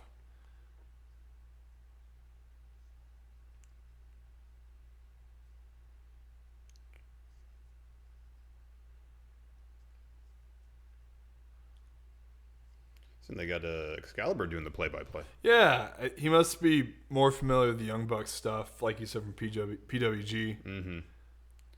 And, like, obviously, the Lucha Bros are big in that, too. Yeah. He knows the names of all the moves, too. Yeah.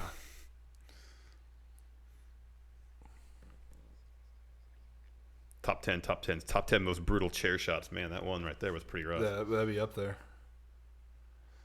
There we go.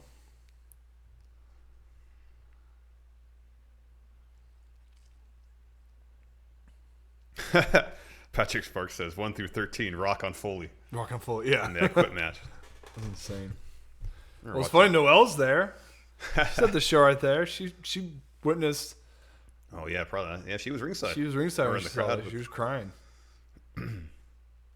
There's like a documentary about it. Yeah, it was in Beyond the Mat, I think. Mm-hmm. Yeah.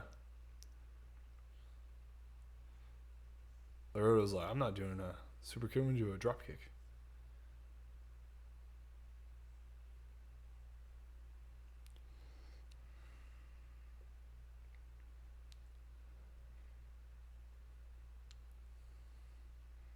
Oh, Kenny's paint's coming off on the... Hey, it's Karen! That's Karen? Yeah. That was the Karen. Yeah, on the right. Yeah. The lady that was just there? Okay. See, there it is. Boom. Discovery. She can speak Japanese? Mm-hmm. Wow. She lived there for a while. No way.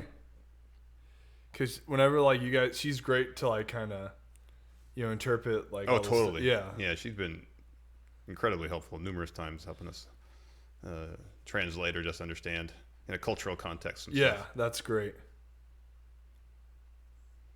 Oh. That run looked a lot safer than the one Yeah, there. Jimmy The other one just Jimmy laying on his head.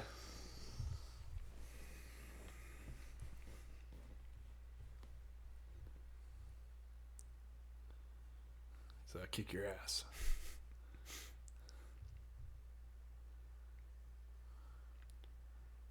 Oh, That was sweet. he is so damn smooth. Yeah.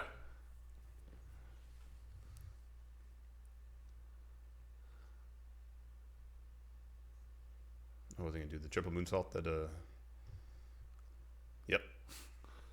Let's say Dorado does that in 205 Live. Oh, he only did 2 of them.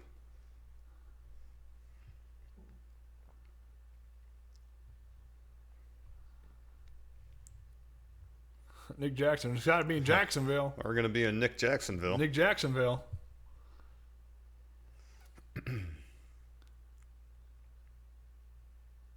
July.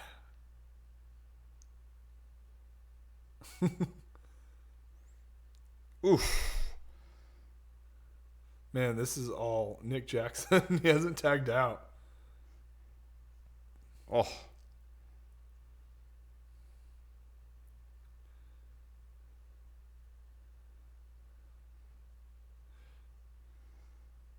Oh, beautiful.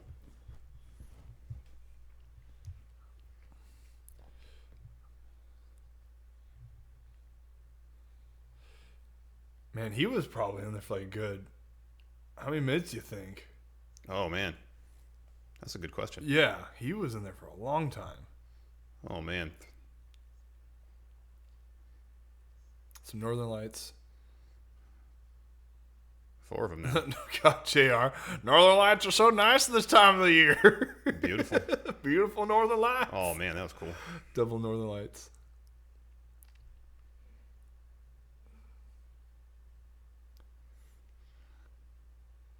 No, stay in. You've done all like 6 moves. Yeah. Your brother was in there forever. Your brother was in there for 6 minutes. You only did 6 moves. Maybe he's not feeling well, and that's all he could do. Oh.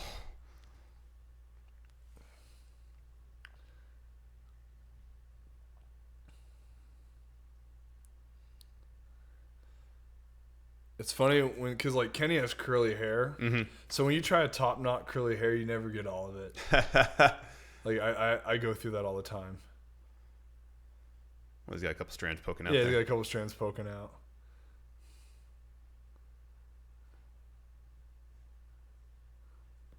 He's got the top knot. Hear my stomach growling.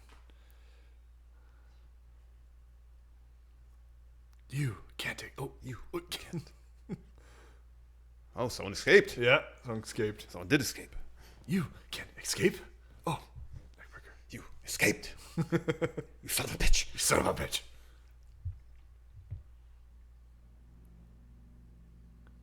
Boom.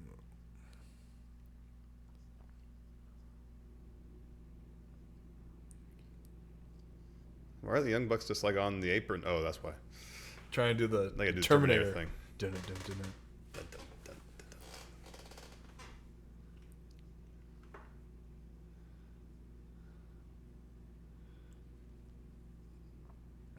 dun. Oh, here goes. No fear.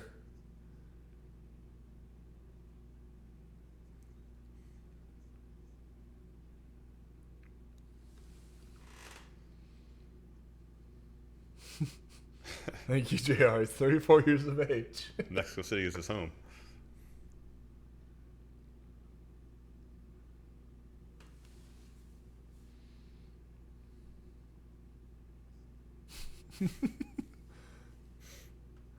It's something like wrestling with gloves on. Makes your movements look different. I know.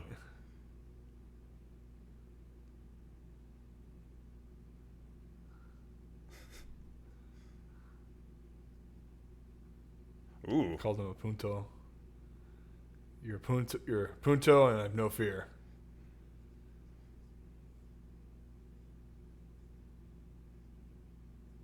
Well, yeah, we know what it means. Yeah.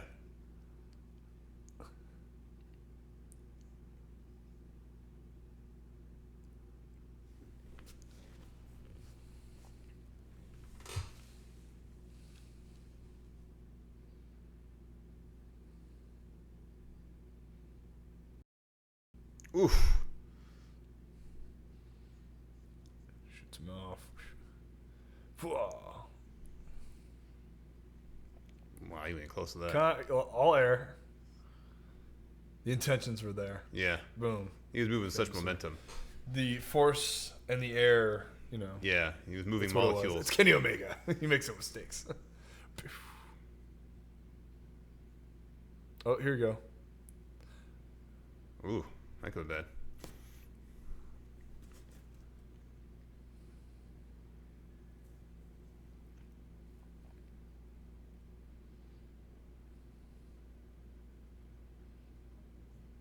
Wheelbarrow chop. Oof. Wheelbarrow cutter.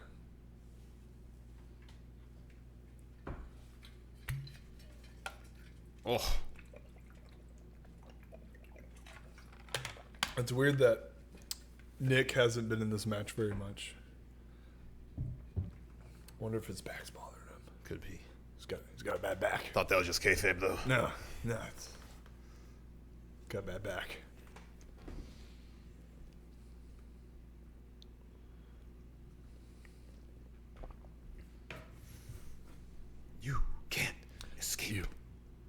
gonna say it.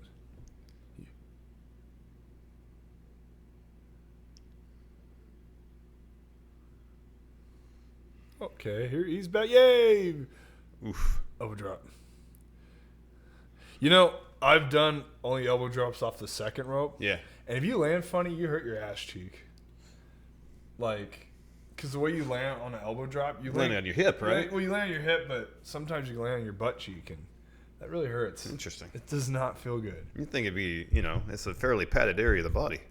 Nah, you want to pull a butt cheek. I mean, that's the problem. It's too fleshy, huh? Too fleshy. Too butt cheeky. Too butt cheeky. You don't want to be too cheeky. Too cheeky.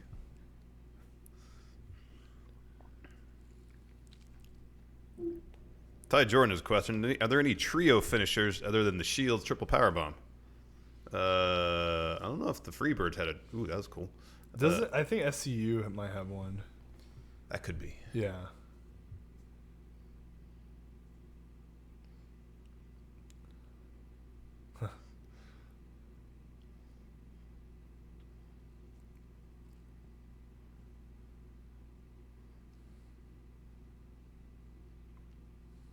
Sling blade. Super kick.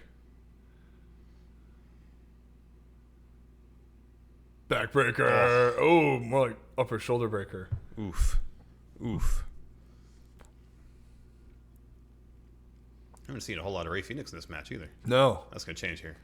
Oh, I was hoping for a suicide dive. Bam. Hits the arm. Oof. There it is. Gosh, he's so good. That's great.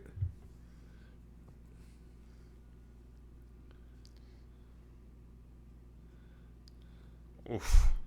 You got to be creative and athletic to do all this. Like, to pinpoint, hey, I'm going to do this, Mm-hmm. and then you can do this, and this. Like, it takes, that's where, like, experience kicks in. Oh, yeah. Because, like, if you take somebody who doesn't know anything and try to pull off these type of stuff, you just can't. Oh, would they probably get lost halfway through? They would get lost, but then it's like you already know what everyone's good at, and like I could sell somebody. Let me hit this with you. Oh, you've done this so many times. Yeah. It becomes second nature. Yeah. Because these guys have wrestled. Who knows? Oh, yeah, countless times. Yeah.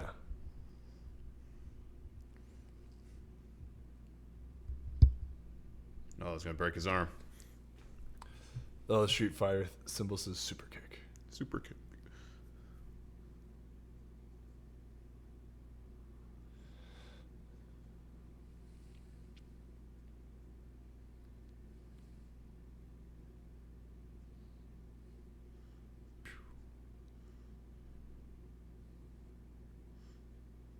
Boom. Oh.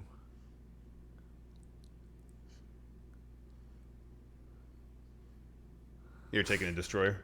No. From what I've heard, they're not too bad to take. Because more or less, it's the guy, when he flips over, he lands on his ass. Mm-hmm. And you're just kind of doing a back roll. Yeah. But there's this one kid who he has to take a Canadian Destroyer every match. Because it's for that reason. It's the guy flipping over, lands on his ass, and then, Yeah. more or less, it's him just doing a back roll. They look amazing. Oh, hell yeah, they do. They look fantastic. They look like they would absolutely annihilate people. Yeah. Oh, that's a good spot. Oh. Like a Z-trigger knee. VFL AFL asked, does Kenny get involved in Moxley's match? Maybe at the end after Is that Maine? What's Maine? I think that's gonna be the main event. Wow. Good for Janela. Oh hell yeah, man. That's wow. I forgot about that match. Yeah, that's gonna be hard to watch. It could be. I hope it's not. Like at the Cody spot, you can kind of tell if it was real, they would have had like, a paramedic or something. Or a trainer or something. Some trainer to like check on that. Oh my god! Oh!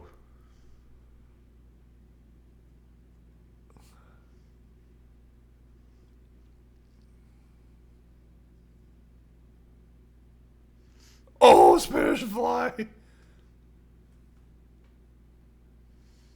Oh. Another Canadian Destroyer.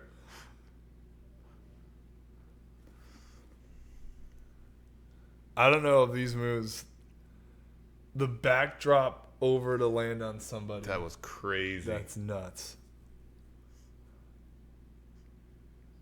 And then turn a Canadian Destroyer. Then I forget what he did after that.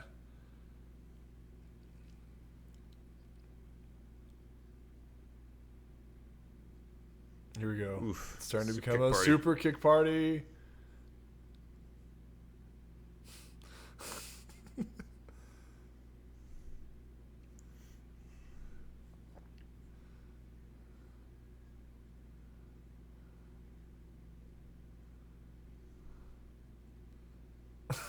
JR. I have no idea who's legal. JR is worried about technicalities. Yeah, he It's wants to know irrelevant. who's legal. They can do the spot that the Bucks and Adam Cole didn't. Nope. Yeah. Oh, Well, they gave OV like 12 super kicks in a row. yeah. That was crazy. Hayukin. Couple Street Fighter Hayukins.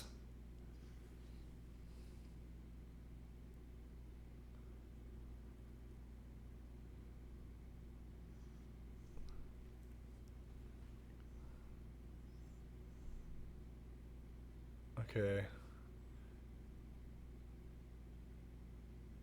Oh.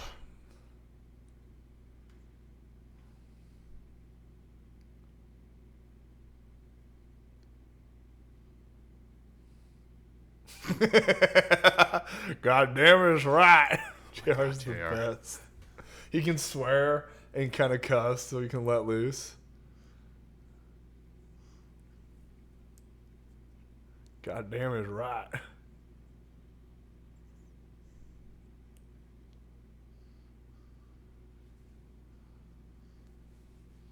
Uh-oh. He's going to do that front flip. 450. Yeah, 450 on him.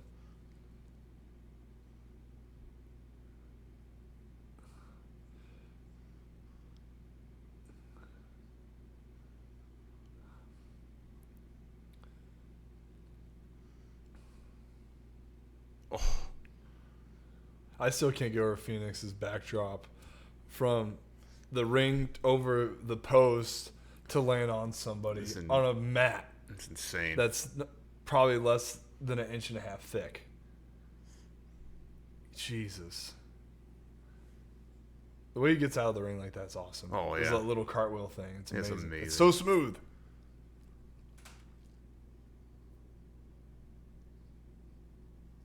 Skin the cat.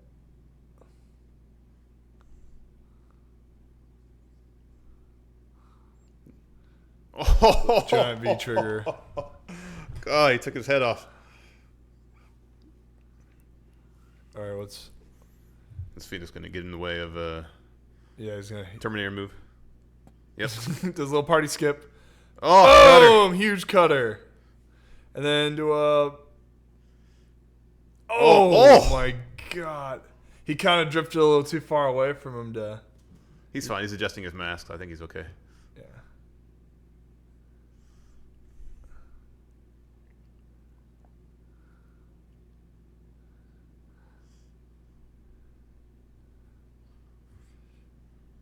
Nick with the red tights look like Ricky Morton.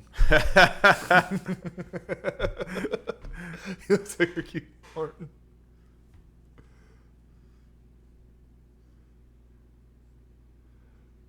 Oh, that's gonna hurt. Well, go back in the ring. Something's happening. Don't do it. Wait. Okay. Uh-oh.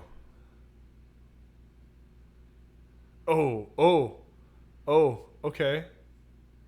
But Spanish Fly? Oh, God. Ah. Okay. They got that's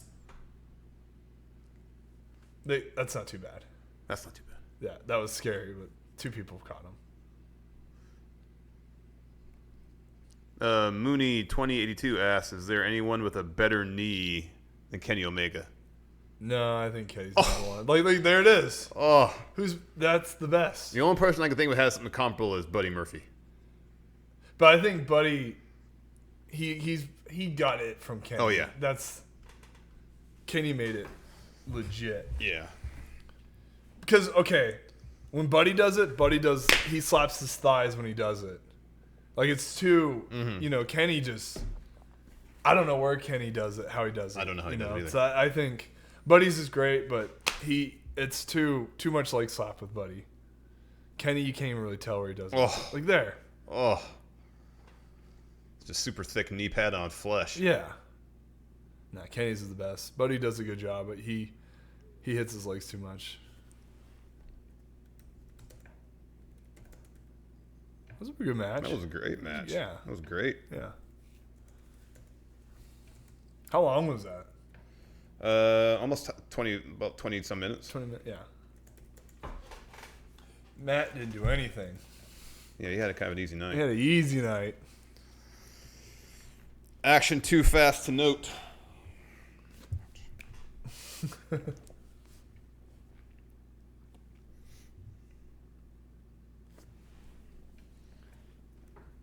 Yeah, this is a light night for Matt Jackson. But you know what? Yeah, Phoenix, that backdrop was insane. Yeah, that was his spot. That was his big, like, holy crap. But yeah, Matt did the double northern.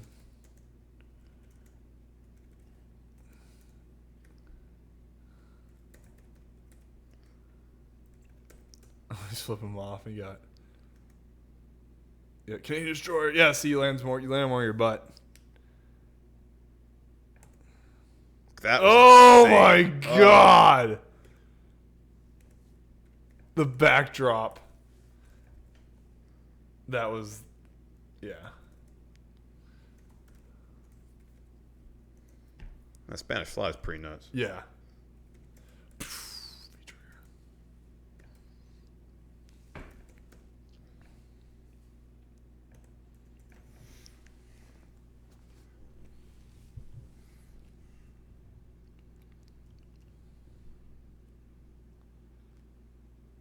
Luke Overstreet says Marufuji has his knee is close to Kenny's. I'm sadly not as familiar with Marufuji's work as I should be. I don't really know him very well either. He's like, say, come here. You, come here. Is he looking for a mic? We can start doing this. I wonder if when Moxley match comes, if he's going to be in his, like, New Japan stuff, or if he's going to wear, like, his new Moxley gear. Yeah, I don't know. He looks silly in his New Japan stuff. It's going to take an adjustment period if you're seeing him. Looked because he's just wearing regular. He's wearing boxer briefs, essentially. Yeah, he's wearing boxer briefs. He had, like, just the amateur wrestling shoes on. He's like he's almost a young lion. Yeah, that's kind of. I wonder if he did that on purpose because of that. I think he just said he'd want to do something that was just different than what he had in WWE. Okay. Because, like, the Moxley pants and that outfit, I was like, oh, that looks cool. Oh, yeah, Double or Nothing. That was cool. But, like... Karen! That's Karen. Which one's Karen? She had the hat on. Oh, okay. Karen's mysterious. I don't know her. I was giving Nux.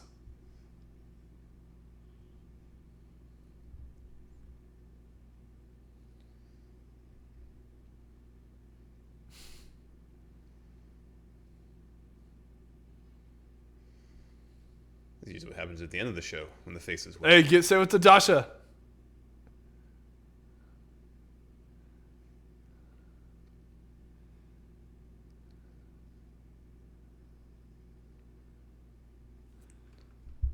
That's cool. Yeah, what they should have made that main if that's the way he's, maybe they have some time to kill. That could be. They're going to do a 12-minute bloodbath with Mox and Janela. God, something. Light tubes. I can handle light tubes. Isn't so scary. Depends how many there are and if they're in a container. You see some spots where people get dumped into a shopping cart full of them, and there's like the shards of glass sticking into flesh. God, dude, I saw that was like SPW, where like Halloween, like the fans bring the weapons. Oh yeah. And they had a gimmick table where like they taped all those tubes lights or whatever on like the table, and one of the guys got slammed head first into the table with all those lights. And I'm like thinking, can't you like that? What is it made of? That like you inhale it? It's not good for you. It's not good for you at all. Yeah. Like, I don't know why people are a fan of that. I'm not a fan of that. I don't get it either. I don't understand it at all. I don't get it. Yeah. Nope, not a fan. I drove 7 hours to see John Moxley. The person wrote that. Their sign. It's a long trip. Oh, good. Joe Juarez says that Mox has been wrestling in the trunks throughout his indie matches. Oh, really? At other shows? Mm-hmm. Because I think he had a Northeast Wrestling show. Well, that was a good question from Mooney. For Cal, what is the toughest move to sell properly? It would have to be something where, because a lot of times when you sell a move, you have to carry on with that injury of the move. It really just depends on what the move is. I don't really know. I guess selling your back's kind of hard because you can forget to do that. Mm-hmm. So any kind of back move is tough. Also, like when you do have to sell your leg, like let's say you're the babyface and you're selling your leg, trying to do that like comeback limping around is kind of tough. So it can be really anything. Fingers a lot of time. That's the thing about Peter Dunne that I get frustrated with him is, or not really him, but his opponents. Yeah. He always does the finger thing, but a lot of the time the opponents forget to like put over their fingers being hurt. Yeah. So I know it's joint manipulation, but that's to me just it really depends. Beefy45 says, I was there that night at SPW. A kendo stick was launched and hit an old guy in the head.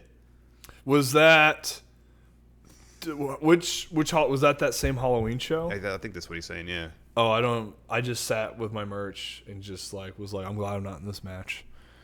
Steve and I took his stepson to one of those shows, SPW shows, to Bring Your Own Weapon. Oh my god! And there was a dude there named Brian Tannen. Oh yeah, you know Brian Tannen? Tony Briggs. Okay, yeah. He was in developmental. Yeah, he's great. So there's this kid who walks in with like a twig. Mm-hmm. Like something like a branch he just broke off a tree and brought it. Yeah. And so we're standing in the back because it's getting a little hairy for a match for a kid to be around close to. Yeah. And so he's laughing when I think it was Sir Samurai picked up the twig, and then he just says, "Who brings the twig?" And so we're back there laughing our asses off. I got a couple stories about Mitch Tan, or I just call him Tony Briggs. He was really good. He's 2 times we saw. Yes. We did like I told you about the practice matches, and you had Scott Hall. I just want to see Carmelo dance. We did one of those matches, and it was him versus like Braun Strowman. It was like one of Braun's first matches. Wow! It was amazing because of him. Wow! Yeah, Tannen killed it. Wow! He was because like you know how Biff Tannen lives with his grandma. Yeah. So he was trying to do Biff Tannen, but instead of saying he's the badass, he called himself the bad butt because he doesn't swear. He's the bad butt Tony Briggs. And the whole point of the match, Strowman has him by the back of the neck, and Strowman is like, I don't know what his thing, but he's like, kneel! And he's trying to make him kneel. And then eventually he kneels, and then Strowman celebrates, and he scoop slams him, and they both go down. They like, it was my favorite. Like, that's crazy. Yeah, but early Strowman getting slammed by him, Mitch Tannen or Brian Tannen. Brian Tannen. Yeah, we only saw him that one time, I think. No, he's great. And then heard he got signed. Yeah. Do you know what he's doing now? He is doing improv comedy in Fresno. Oh, okay. Yeah. He works at Costco. Oh man. Yeah. Well, he's got his trailer for his video package. That's awesome. What did you think of when he, I think he was talking Jericho where he is wearing his pants. Yay, he's pants Moxley. Or he talked about when he did the whole video thing. Oh, that was great, man. Yeah. Take $8,000 and go off for a night and shoot some stuff. Oh, that's really cheap too for that because now he can use that everywhere. Mm-hmm. Shows a lot of moxie. A lot of mox. Kisses the camera. I know, they got to clean that lens off. All sorts of slobber. Oh, they're like, no, stay right here. It's our slobber cam. That's a real slobber knocker cam. Oh gosh, yeah. Dude, he's trotting along. He's like the happiest guy in the world.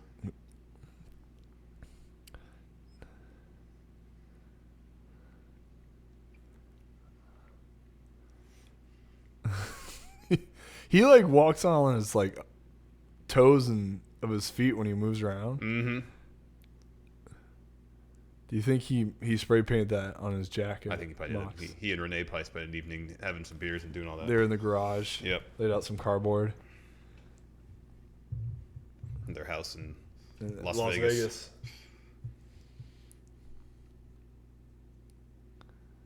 Oh, wow. Cody Miles says, I won the Discord's Indie Weight Championship. Awesome. Awesome. Yeah, if Moxley put on muscle, he could look like Jericho. He has like his frame. Yeah. But Mox looks great.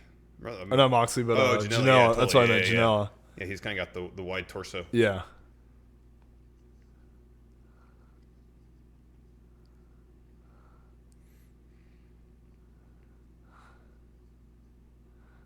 He's doing the movements of Moxley. That cracks me up.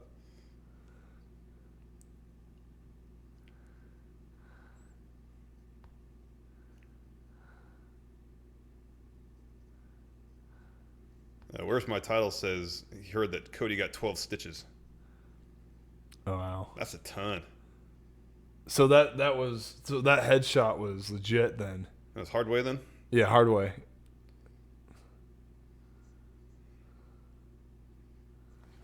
I've never dove through the ropes, but I've dove over them before. Yeah, I can go like over Roman Reigns style? Like Roman Reigns style. Oh man, that's gotta be something. Yeah.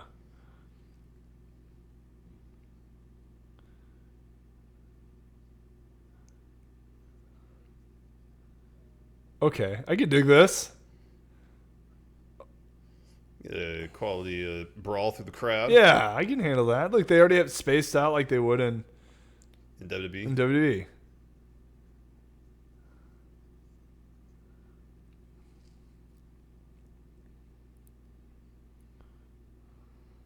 Man, Janela's chest area looks beat up. Yeah, I know. He's...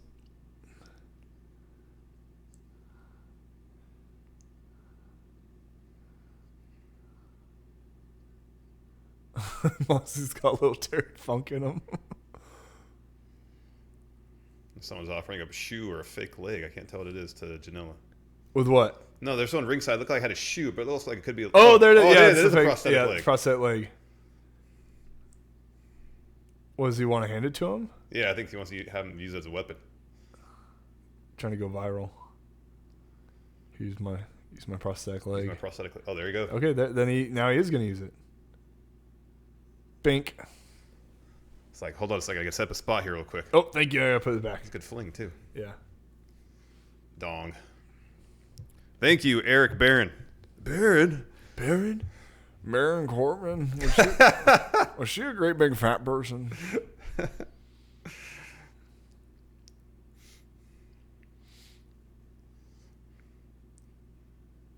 Oh, it was like that time Brock was throwing chairs in the ring with no regard of whoever's in there. If they're going to land, you didn't care. You didn't care. Just like in the Money in the Bank, he's just knocking everyone over. What a dick. He does no regards for anyone.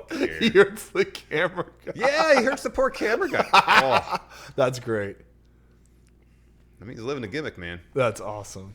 Yeah. The camera guy just shoves him aside. Oh my god. There we go. Oh, he's got some color. Was that? I don't know if that's Joey or him. Oh no, that's Mox's it's own. Mox's? Yeah, it's his own. Thank you again, Eric Barron.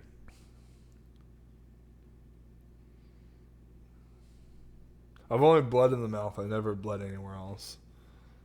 You never had to cut? No. This seems like one of those things that'd be an anxiety attack. Oh, what? Like having a blade. Yeah. Oh! Oh, man.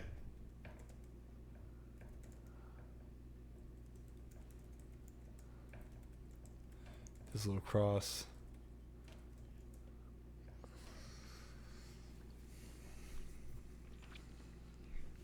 I don't know how Janela does that to himself, man. Well, I'm sure with like where he is now in his career, he doesn't have to do that as much. You know? Yeah. Because he has so many like themes, like Joey Janela's Spring Break. Yeah. You know, like. What's he got? Oh gosh. My god! Look, what is? Oh, there's a shirt. Bloody fabric too. Bloody fabric. Towels or something. Oh my god. Oh my god. No, I don't want to watch this. But we have to. We do, we must. For the friendos. Oh man, it's a chair wrapped in barbed We're wire. doing a public service, Cal. Yeah. Watching this so other people don't have to. The sheer level of brutality we're about to It's bear too witness much. to. It's too much. It's too much. Why does Grizzly Couch Act have to bear witness? Things are about to get grisly, Cal. They're getting grizzly. Oh my god! Stomps on the chair. Ugh. Oh man! Ow! Oh. Are they saying CCW? They're saying you sick fuck. Oh, okay. I was hoping to say CZW because both these are CZW guys. Yeah, did you know there's some crazy shit in CZW? The Palm Strike. Shote. Oh.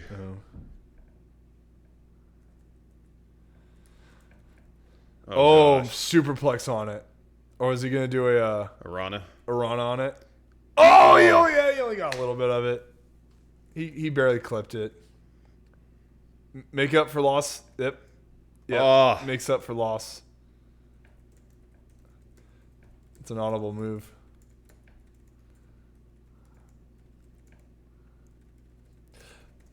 Man, I remember as a kid, if I had to because when living out in the country, there's the little low level barbed wire fences, and they have enough space where you can put one leg over one in between them. Yeah. Man, I was always afraid rip my crotch or something. Yeah.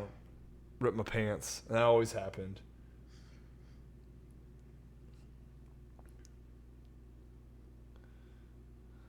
Do you think there's gonna be a barbed wire bat? He's got to. Think so. I hope so. I just want to know if they go as far as light tubes. I have a hard time believing it. Light tubes. I have a hard time believing it. This isn't the tournament of death, but you never know. If there's no light tubes, then this can't be a real hardcore match. Or thumbtacks. Yeah, there'll be thumbtacks. Seems like Yeah, that's a must. That's like Funny Bone. He does so many thumbtack matches. Really? Yes. I think most of the matches I've been or shows I've been where he's on, he always does a thumbtack match. Really? Yeah, like him and Chupacabra, a lot of the Hood Slam guys, they always do thumbtacks. That's crazy. Yeah. Him, Jekyll's, I can go on. That's crazy. Yeah. 'Cause I've seen, the numerous times we've seen Funny Bone, it's always been kind of, he had that one brawl against, I forgot who it was against. That went up into the crowd at, that was with that one guy. Yeah, I know what you're talking about. That was at Virgil's. DJ Kurtz? I don't know. But yeah, he does. CJ Kurtz, sorry. Yeah, that's who it was. That was at Virgil's. Yeah. The Colonial Theater. Yeah, that was a good match. Yeah. Funny Bone's really good. He's amazing, dude. I've wrestled because when I first started 2 years ago in the Indies, I saw Funny Bone, and just from what I've heard, the stuff he does, I was like, I probably hope I never wrestle him. Yeah. Because I'm just intimidated. Yeah. And then I think I wrestled him 6 times. Oh, man. 6 or 7 times. From fatal 4-ways, triple threats, plenty of single matches. I mean, his gimmick and his character is so well defined. Yeah. And he can deliver in the ring. It's insane. Yeah. DJ Saints, it's scary how comfortable and happy Mox looks. Yep. Oh, this is his wheelhouse. It's because, when you look at Moxley and you hear all the stories, look at Drake Unger's back. Yeah. When we were in developmental and when he would go, change with us, you see, these models and, all these, dudes that, all they have are these tough guy tattoos and, no scars whatsoever. You just look at Drake's back, just nothing but just scars and, That's crazy. It was, and, disgusting. And, you look at Dean, I don't see really any, noticeable marks on him. I know, his head, I know he's done some nasty, spots in CZW. Yeah. Bleeding over the place. But I don't, see anything, super noticeable. It's crazy. All right, come on, thumbtacks. Come on. Oh, Is that it? Please. It's like there's a I see it's sack. kind of a sack or a pillowcase type of thing. Do it. Before I didn't want it, now I got to see it. Oh, it's just a barbed wire board. Barbed wire board. Who's getting a backdrop into that?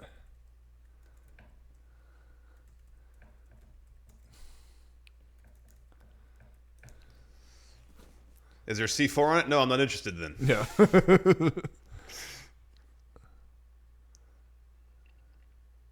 I didn't know boxing was a do-it-yourself. That's actually a pretty good line, JR. I was just thinking that. Who makes these things? You know? Yeah, that's a good point. Is there some PA? You gotta go to Home Depot and go buy some wood and then a piece of plywood. Get some plywood and then go to the that's where you guys keep your chain metal fencing for barbed wire. In aisle 15 or 40. Oh, is he gonna do a rolling senton? Oh, Death Valley Driver into it. Ooh.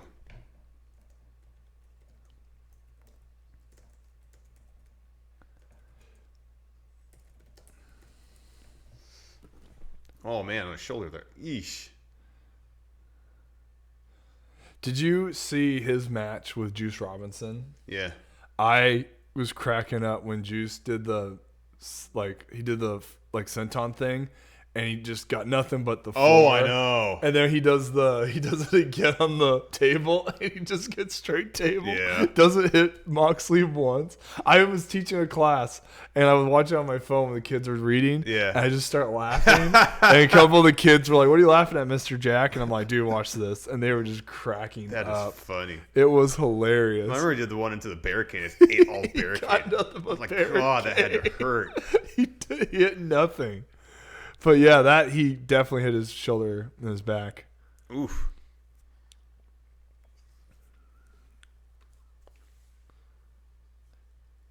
Well, similar to his little. Mm-hmm.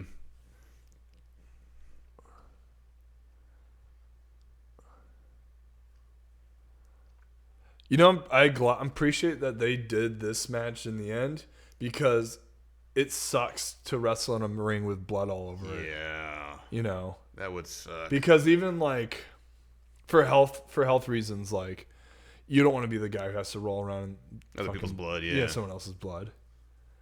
You know, it's different when the match is going on. You're in the kind of the heat of the moment, but hardcore matches before, because sometimes they don't pick up everything. Yeah. And there's been times where I've never done, it's never happened to me, but I've heard guys getting thumbtacks or it's just something is in the ring, they get cut up without even realizing it. Yeah, that would suck. Yeah. Oh God, what's he gonna have? Oh, a ladder. It's a ladder. Janela's got a good scar on his shoulder there from something. Probably getting thrown off a roof. Yeah. Something crazy. Yeah, you got right into that right shoulder. Yeah, that's Home Depot.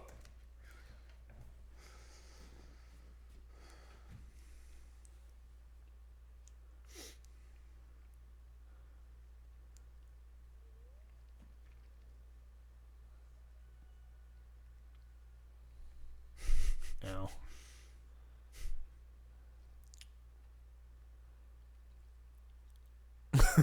Look at his back.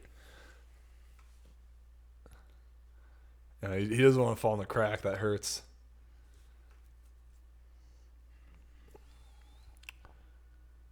Joey's got the state of New Jersey on his behind. Yeah. Oh, man, that's a ways up there. Oh, I thought he was going to... I thought he was going to do a moonsault, too. He might just do a front senton on him. No, just a dot.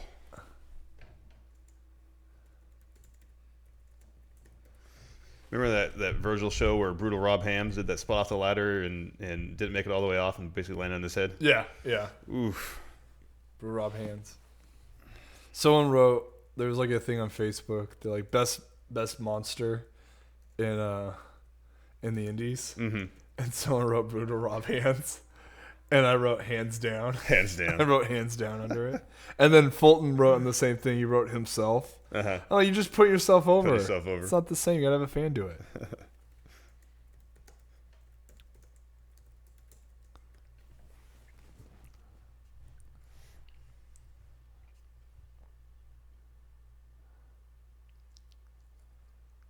Okay, what else? Get more. Come on, get more now. Before I didn't want anything. Now I want to see everything. Because these two are just Another one. Another one. So he's like, you made yours, I made mine. I also went to Home Depot. I too went to Home Depot. I'm surprised we didn't see each other. You know, it looks Oh God, shit. That's some really thin plywood. Oh, it's kind of flimsy. They had to get the foreman to cut it out so that between the ring and the post. Yeah. To make sure that it was the right. So he's going to do a backdrop on it.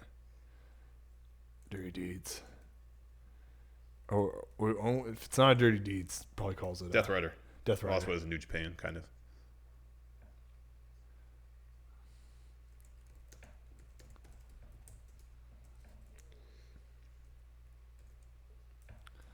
Oh, here we go. Please. Yes. Oh, more on his ass than anything.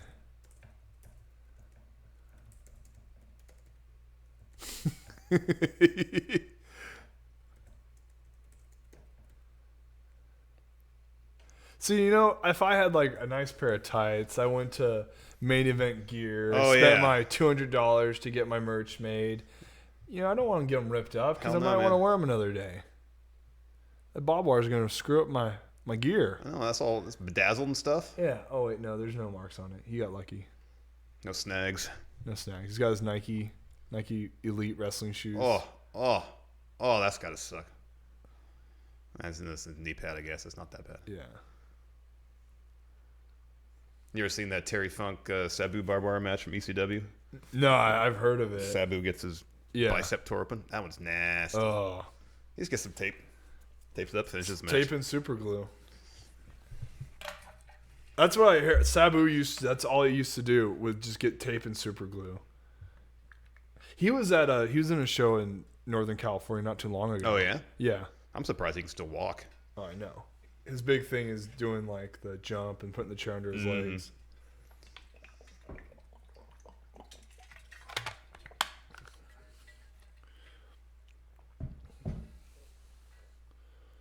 I took out one of the tables. Like, who set up another table?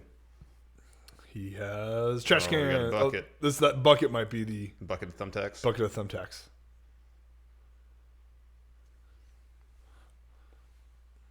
I'd hope. Thinking to hit a Dirty Deeds on thumbtacks. Oh, There. Okay, so went from bucket to sack. You know, I didn't just go to Home Depot. I stopped at Office Space. Oh my God.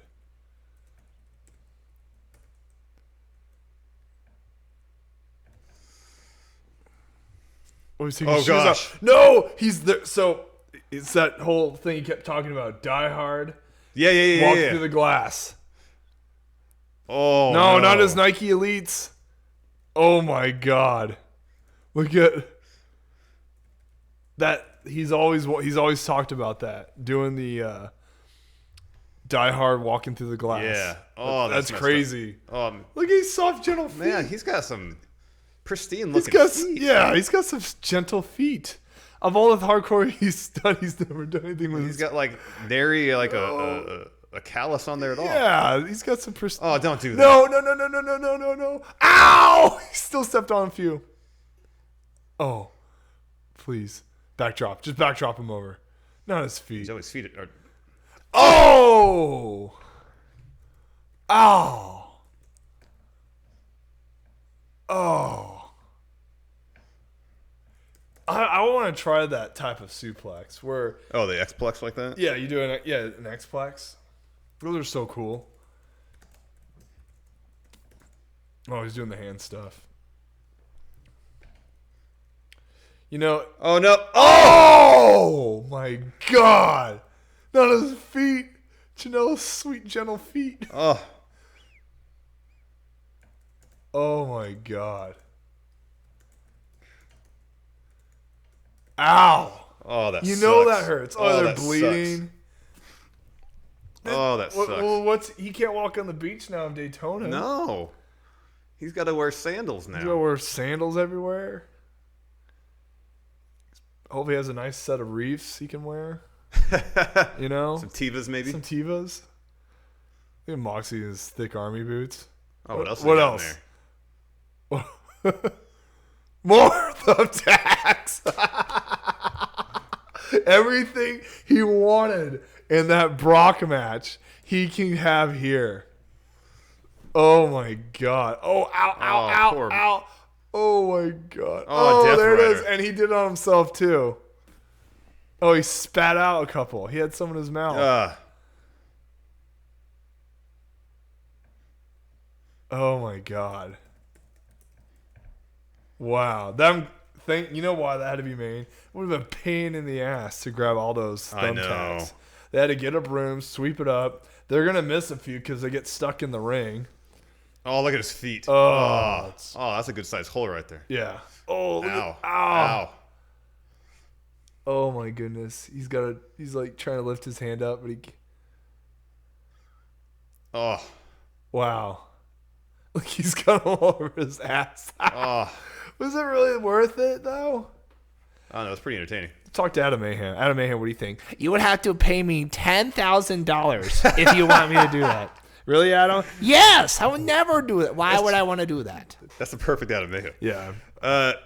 Like, you don't need stitches to get thumbtacks stuck. You just pop those things out a couple days. Just get some rubbing alcohol, a little hydrogen peroxide. Yeah, clean the wounds out. You're good. Yeah, they heal up. They'll close up quick. And depending, like, I got one time I was taking posters down in my room as a kid, and I fell off my dresser and landed, and look, I got a thumbtack stuck in my palm here. Yeah. You didn't notice it. Yeah. Because it was like, meaty. Depending on the surface. Because, like, the thumbtacks and the heel for Joey, that's probably not that bad.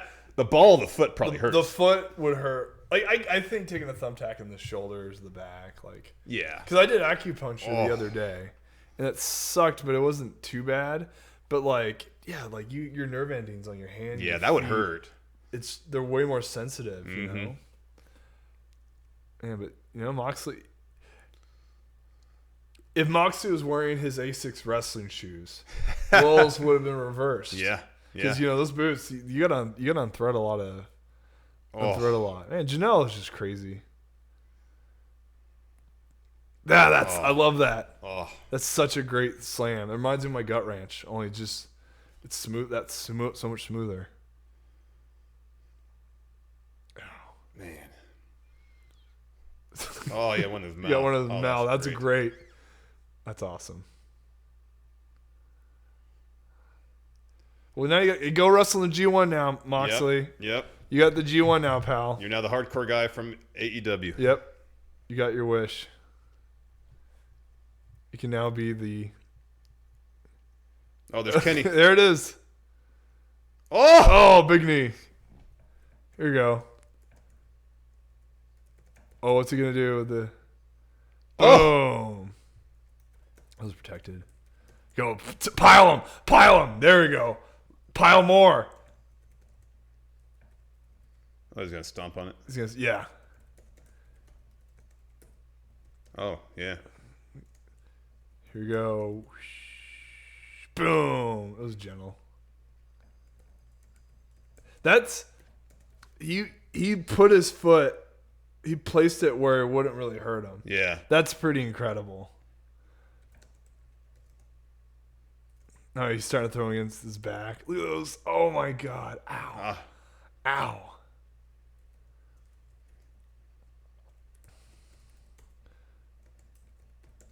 Throw him that pool. I'm sure there's nice water in there. Feels good. Dump it full of alcohol. Yeah.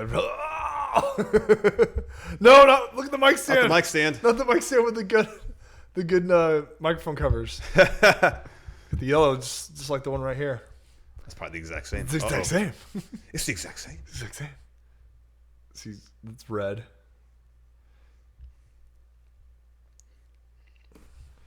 His adrenaline's pumping. You can't feel anything. Oh, pool floaty. Use the pool floaty.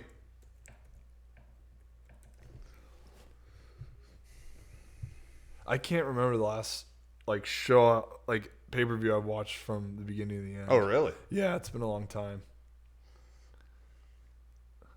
Maybe like WrestleMania. Oh, he's playing the drum. Kenny Omega. That would hurt.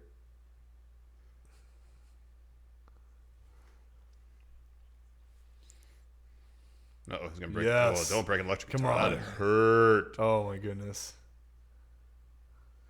It was all epic foreshadowing because he was bringing the instruments over. Oh. It was gentle. It was a gentle.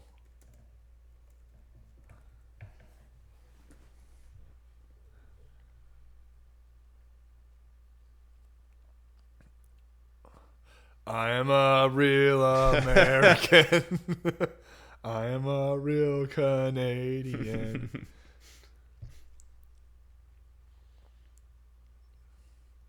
So that's got to be setting up for All Out, yeah. All Out. That's going to be something else. All Out's in Chicago, yes? Yeah. Yeah, that's cool.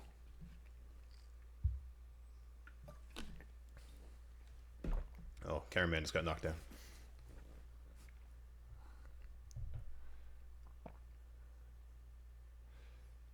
That's good that like Moxley's a lot bigger than a lot of the guys because everyone's so athletic and they move so fast. Oh, yeah. So like him having like a good amount of size on everybody. Oh, jeez, I know. You know, it makes up for the. Oh, here we go. You know, it makes up for Kenny's so athletic. Oh, yeah.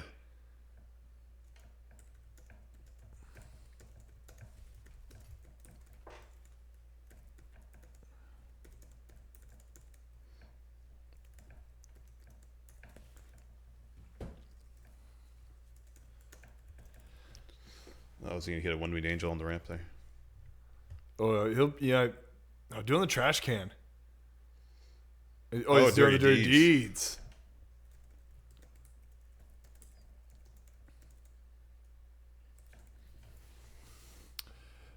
If you're just tuning in, that's not blood in Kenny's hair. It's hairspray. Or his back. It's hairspray.